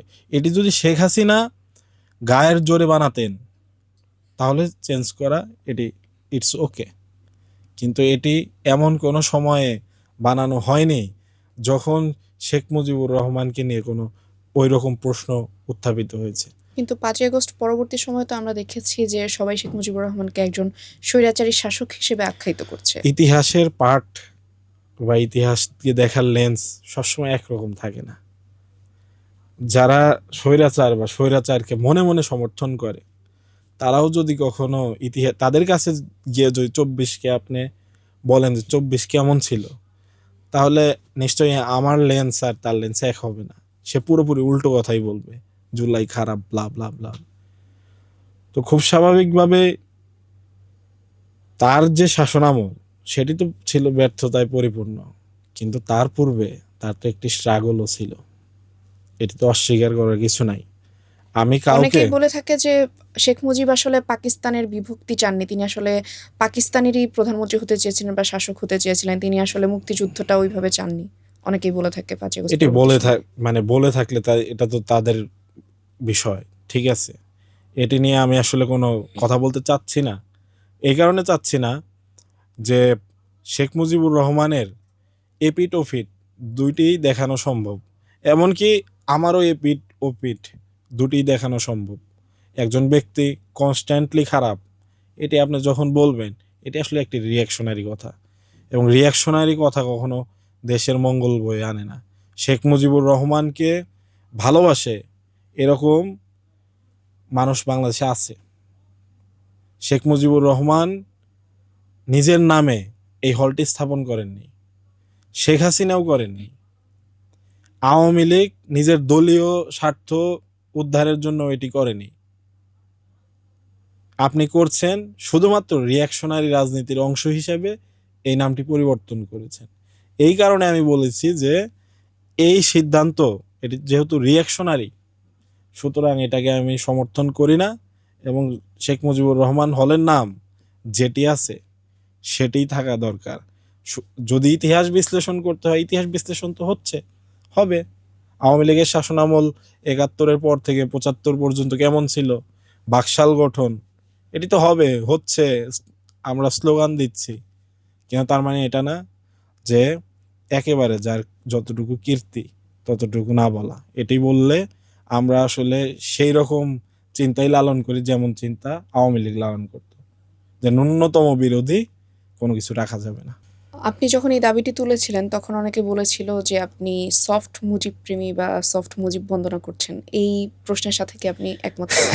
আচ্ছা, এটি যে কেউ যে কোনো প্রশ্ন বা যে কোনো কিছু কথা আমাকে বলতে পারেন, এটি আমি আপত্তি করব না যতক্ষণ পর্যন্ত না এটি আসলে একজন ব্যক্তিকে চূড়ান্ত মাত্রায় অপদস্থ করার জন্য করা হয়। সফট মুজিব প্রেমী বা মুজিব বন্দনা এগুলো বিষয়ে আমার কখনোই ছিল না, এবং আমি কখনোই ইতপূর্বে ছাত্রলীগের কাছ থেকে বা আওয়ামী লীগের কাছ থেকে কিছু পাওয়ার জন্য আমার এটা করতে হবে সেরকম কোনো কারণ ছিল না বা পরবর্তীতেও নেই। বরং আমি একমাত্র ব্যক্তি যে উদ্যোগ নিয়েছিল ছাত্রলীগের বিরুদ্ধে মামলা করা। আমি পুরো হলপাড়ায়, এটি আমি বলতে পারি জোর গলায়, যে আমি পুরো হলপাড়ায় প্রত্যেকটা দিন গিয়ে গিয়ে ছাত্রলীগের হাতে মার খেয়েছি, এবং তারা আমাকে প্রত্যেকটা দিন শিবির, জঙ্গি, নানামুখী ট্যাগ দিয়ে আমাকে বের করে দিয়েছে। আমার কাছে মনে হয় একজন রাজনীতিবিদ হয়ে উঠতে হলে সকল ধরনের সমালোচনায় আমার নিতে হবে। কেউ যদি আমাকে বলে মুজিব প্রেমী, মুজিববাদী, আওয়ামী লীগ, ছাত্রলীগ বলতে পারে, কিন্তু এর পক্ষে কোনো প্রমাণ বা দালিলিক কোনো সংস্করণ তারা দেখাতে পারবে না। গণ অভ্যুত্থান পরবর্তীকালীন সময়ে আমরা দেখেছিলাম যে ছাত্রলীগ আপনাকে ধন্যবাদ দিয়ে অফিসিয়ালি একটি বিবৃতি দিয়েছিল।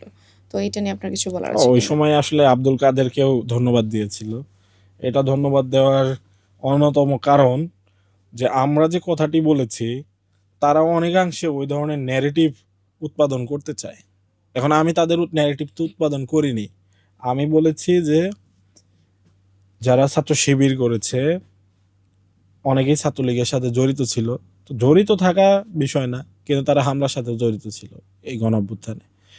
এই কথার মাধ্যমে কিন্তু ছাত্রলীগ যে এই আন্দোলনে হামলা করেছে এবং শিক্ষার্থীদের বিরুদ্ধে অবস্থান নিয়েছে, ওই ধন্যবাদের মাধ্যমে কিন্তু ছাত্রলীগ নিজের অজান্তে সেটাও স্বীকার করে ফেলেছে। এই কথাটি, এই প্রশ্নটি কেউ আবার সামনে আনছে না যে আমাদেরকে ধন্যবাদ দিতে গিয়ে তারা যে হামলাকারী সেটা নিজেরাই সাবস্ক্রাইব করেছে অফিসিয়ালি তাদের পেজে। তো এটি তো আসলে, যদি কোনো একটি সংগঠন নিজে গুপ্ত থেকে অন্য রাজনৈতিক দলে থেকে শিক্ষার্থীদের বিরুদ্ধে গিয়ে হামলা করে থাকে, তাহলে সেই সংগঠনের তো দায় নেওয়া উচিত। আর যদি সে দায় না নেয়, তাহলে তাকে অপরাধী হিসেবে ধরিয়ে দেওয়া উচিত, তাকে তো অন্তত সেভ করা উচিত না।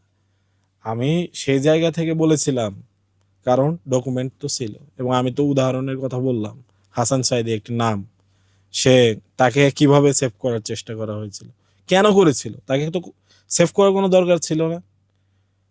ঠিক আছে, আমার সংগঠনের সাথে সে জড়িত ছিল অথবা গুপ্ত অবস্থাতেই আছে, কিন্তু সে তো হামলাকারী, আমাদের বোনেদের রক্তাক্ত করেছে, আমাদের ভাইদের রক্তাক্ত করেছে। তাকে আমার বাঁচানোর স্বার্থ কেন ছিল? কারণ আমার সংগঠনের স্বার্থ। সুতরাং এই দায়টা দেওয়াই যায়, এটা অন্যায় কোনো দাবি না। 2024 সালের 27 নভেম্বর আপনি দাবি তুলেছিলেন যে ইসকন আসলে হিন্দুত্ববাদী একটা উগ্র সংগঠন এবং বাংলাদেশে তারা হত্যালীলা চালাচ্ছে। আপনি ইসকনের বিরুদ্ধে দাঁড়িয়ে তখন মিছিল মিটিং করেছিলেন। তো এইটা কেন করা হয়েছিল? আমি আমার যখন অ্যাক্টিভিজম শুরু করি, সেই অ্যাক্টিভিজমের শুরুতে আমার দাবিগুলো ছিল এরকম যে ইসরায়েলের যে গাজায় গণহত্যা, সেই গণহত্যার বিরুদ্ধে, এবং ইসরায়েলের যে রাষ্ট্র প্রতিষ্ঠার আইডিয়া, সেই আইডিয়ার কপি পেস্টের এই উপমহাদেশীয় ভার্সনের নাম হলো ইসকন বা বিজেপি বা আরএসএস, যাই বলি না কেন, তা তো আলটিমেটলি একই আদর্শ সার্ভ করে। তো বাংলাদেশে আমরা দেখতে পেয়েছি যে অ্যাডভোকেট আলিফকে হত্যা করা হয়েছে, এবং অ্যাডভোকেট আলিফকে হত্যার মাধ্যমে চট্টগ্রাম অঞ্চলকে উত্তেজিত করা হয়েছে। 24-এর গণ অভ্যুত্থানের অন্যতম বড় একটি ডাইমেনশন হলো বা মাত্রা হলো 24-এর গণ অভ্যুত্থানের মাধ্যমে ভারতীয় আধিপত্য বাংলাদেশ থেকে বিদায় নিয়েছে। এখন বাংলাদেশের উপর ভারতীয় কিভাবে আধিপত্য করে? ভারতীয় আধিপত্য হয় সংস্কৃতির মাধ্যমে এবং ব্যবসায়িক লেনদেনের মাধ্যমে। বাংলাদেশ 20 কোটি মানুষের দেশ, বড় একটি মার্কেট। সংস্কৃতি এবং তাদের যে প্রোডাক্ট অন্যান্য, সেগুলো এখানে রপ্তানি তারা করতে পারে। এই মার্কেটটি অনেকাংশে সংকুচিত হয়ে গেল, স্বাভাবিকভাবেই তারা এটাকে অন্য কোনো উপায়ে ক্যাপচার করতে চাইবে। তেমন একটি প্রচেষ্টা ছিল অ্যাডভোকেট আলিফের ক্ষেত্রে, এবং সেই জন্য আমি আমার জায়গা থেকে, সচেতনতার জায়গা থেকে এটা বলেছি যে ইসকন আসলে বাংলাদেশের জন্য ক্ষতিকর, এবং কোনোভাবেই ইসকনকে বাংলাদেশে বাড়তে দেওয়া উচিত না। আর আমি হিন্দুত্ববাদ বিষয়টাকে ক্লিয়ার করতে চাই, হিন্দু আর হিন্দুত্ববাদ কিন্তু এক নয়। বাংলাদেশে বিভিন্ন সম্প্রদায়ের মানুষ রয়েছে। হিন্দু কিন্তু কোনো একক আইডিয়া না। হিন্দু বলতে প্রথমত ভৌগোলিক নাম বা ভৌগোলিক জাতিগোষ্ঠীকে বোঝানো হতো, সেখানে সব ধর্মমতই ছিল। তারপরে যখন আবার হিন্দু শব্দটা বিবর্তিত হলো, সেই হিন্দু শব্দের মধ্যে কিন্তু বলা চলে যে সকল একাধিক যারা স্রষ্টার উপাসনা করে তাদেরকে বোঝানো হতো। তো এরকম এই অঞ্চলে হিন্দু বলতে যাদেরকে বোঝানো হয়, তাদের মধ্যে অনেকে আসলে যে এই হিন্দুত্ববাদ, এই বেসিক আইডিয়ার সাথে তাদের সাংঘর্ষিক অবস্থান রয়েছে। এবং হিন্দুত্ববাদ জিনিসটা এসেছে উত্তর ভারত থেকে, অর্থাৎ অনেকাংশে আর্য প্রভাবিত যে অঞ্চল, সে আর্য প্রভাবিত অঞ্চল থেকে এই আইডিয়া এসেছে। এই আইডিয়া কিন্তু ভারতের যে দক্ষিণ অংশ, তারাই কিন্তু গ্রহণ করে না, তারাই কিন্তু সেখানে নাকচ করে দিচ্ছে। পশ্চিমবঙ্গে কিন্তু এই দুই আইডিয়ার মধ্যে তীব্র সংঘর্ষ চলছে। আমরা দেখতে পেয়েছি বিজেপির উত্থান হয়েছে সেখানে, কিন্তু এখনও সেখানে সাংঘর্ষিক অবস্থা বিদ্যমান রয়েছে। আমরা চাই না যে বাংলাদেশের মতো একটি কালচারালি একটা রিচ কান্ট্রিতে এরকম একটি জায়নিস্ট আইডিয়া মানে বিস্তার লাভ করুক। জুলাই পরবর্তী সময়ে আপনি যখন বগুড়ায় গিয়েছিলেন তখন আপনাকে সেখান থেকে ভুয়া ভুয়া স্লোগান দিয়ে বের করে দেওয়া হয়েছিল, এরকম একটি ফুটেজ আমরা দেখেছি বা এরকম একটি ঘটনা আমরা দেখেছি। আসলে কি হয়েছিল বা কেন আপনাকে তারা ভুয়া ভুয়া বলে স্লোগান দিচ্ছিল? 24-এর সেপ্টেম্বরে মোস্ট প্রবাবলি আমরা হলো একটি আমাদের জায়গা থেকে সারা দেশে বৈষম্যবিরোধী ছাত্র আন্দোলনের ব্যানারে সফর করতে যাই, এবং সফরের অন্যতম কাজ ছিল যারা শহীদ পরিবার তাদের সাথে সাক্ষাৎ করা এবং আহতদের সাথে দেখা করা, এবং তার পাশাপাশি বৈষম্যবিরোধী ছাত্র আন্দোলনে যারা রাস্তায় থেকে একেবারে রাজপথে থেকে এই ফ্যাসিস্টকে হটানোর কাজে জেলায় জেলায় ভূমিকা রেখেছে তাদের সাথে মত বিনিময় করা। তো বগুড়ায় যখন আমি যাই, বগুড়ায় তো একটি অন্যতম স্পট ছিল সারা বাংলাদেশের মধ্যে আন্দোলনের বড় একটি স্পট, এবং সেখানে শহীদের সংখ্যা অনেক। তো সব কিছু মিলে বগুড়ায় যাওয়ার পরে তারা তাদের জায়গা থেকে বেশ কিছু প্রশ্ন আমার দিকে ছুড়ে দিয়েছে, যেটা আমার কাছে অনেকাংশে অপমানজনক ছিল। তারা একটি প্রশ্ন করেছে যে আমি আসলে একজন ভুয়া সমন্বয়ক, কারণ আসলে তো আমার ওইভাবে মিডিয়া ফোকাস ছিল না বা ফেসবুকে ফলোয়ারও কম, তো অনেকের কাছে আমি অপরিচিত। তো তারা আমাকে মনে করতো যে একজন, অনেকেই বলেছে যে ভুয়া সমন্বয়ক। তারা রাগ করে বলেছে এরকম না, আসলে তারা আমাকে চেনে না। তো এটা নাই চিনতে পারে, কারণ সবাই আমাকে চিনবে আর তো কোনো মানে নাই। আর যখন বৈষম্যবিরোধী ছাত্র আন্দোলনের কর্মসূচি গিয়েছে, আমি কিন্তু মিডিয়াতে ওইভাবে হাইলাইট হই নাই বা হওয়ার চেষ্টা করি নাই, কারণ আমাদের যারা সিনিয়র ভাইয়েরা আছে তারা হাইলাইট হতো, তারা ভালো কথা বলতে পারতো আমার চাইতে, সুবলিয়ে ছিল, সুবক্তা ছিল। তো তারা আমাকে বলেছে যে আমি ভুয়া সমন্বয়ক, এবং আমি যে আসল সমন্বয়ক এটা প্রমাণ দেওয়ার জন্য আমার হাসনাত আবদুল্লাহ এবং সার্জিস আলমের সাথে তাদেরকে কথা বলিয়ে দিয়ে প্রমাণ করতে হবে যে আমার কল হাসনাত আবদুল্লাহ বা সার্জিস আলম রিসিভ করে। তো এটি ছিল আমার কাছে খুবই অপমানজনক, এবং মানে সেই মুহূর্তে আমি তীব্র প্রতিক্রিয়া দেখিয়েছি, এবং আমি সেখানে কিন্তু তাদের প্রতিবাদও করেছি। তো তাদের একটি আইডিয়া ছিল যে আমি হয়তো গিয়ে আমার মতো সেখানে একটা কমিটি দেবো বৈষম্যবিরোধী ছাত্র আন্দোলনে। তো আমি আমার জায়গা থেকে তাদেরকে এটি বলেছি, আমি এখানে কমিটি দিতে আসি নাই, আমি আপনাদের সাথে সাক্ষাৎ করতে এসেছি। কিন্তু তারা তাদের জায়গা থেকে খুবই প্রতিক্রিয়া দেখিয়েছে, এবং বেশ কিছু ঘটনা তখন ঘটেছিল। কারণ হাসনাত আবদুল্লাহ ভাই তখন একটি তারেক রহমানকে নিয়ে মন্তব্য করেছিলেন, তো আমি সেটি জানতাম না। তো এটা যারা ছাত্র দলের যারা ওইখানে ছিলেন, আন্দোলন করেছেন, তারা মূলত ট্রিগার্ড হয়েছিলেন, এবং বগুড়া যেহেতু তাদের একটি বড় ঘাঁটি বিএনপি, তো তারা তাদের জায়গা থেকে নিশ্চিত করেছিলেন যে আমাদের যখন সেখানে প্রবেশ ঘটবে তারা অবশ্যই ঝামেলা পাকানোর চেষ্টা করবে। তো আমাকে ভুয়া ভুয়া স্লোগান দিয়েছে।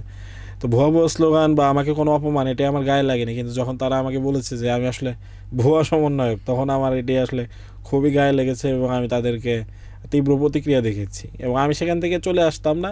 তো সেখানে সেনাবাহিনীও ছিল, পুলিশ ছিল, তারা আমার একেবারে হাতে পায়ে ধরে যে ভাই প্লিজ আপনি চলে যান, তা না হলে কিন্তু অবস্থা কন্ট্রোলের বাইরে চলে যাচ্ছে, আমরা কিন্তু এখানে ফেল করেছি, এরকম একটি অবস্থা প্রতীয়মান হবে। তো আমি শেষ পর্যন্ত তাদের কথায় আশ্বস্ত হয়ে সেখান থেকে চলে যাই।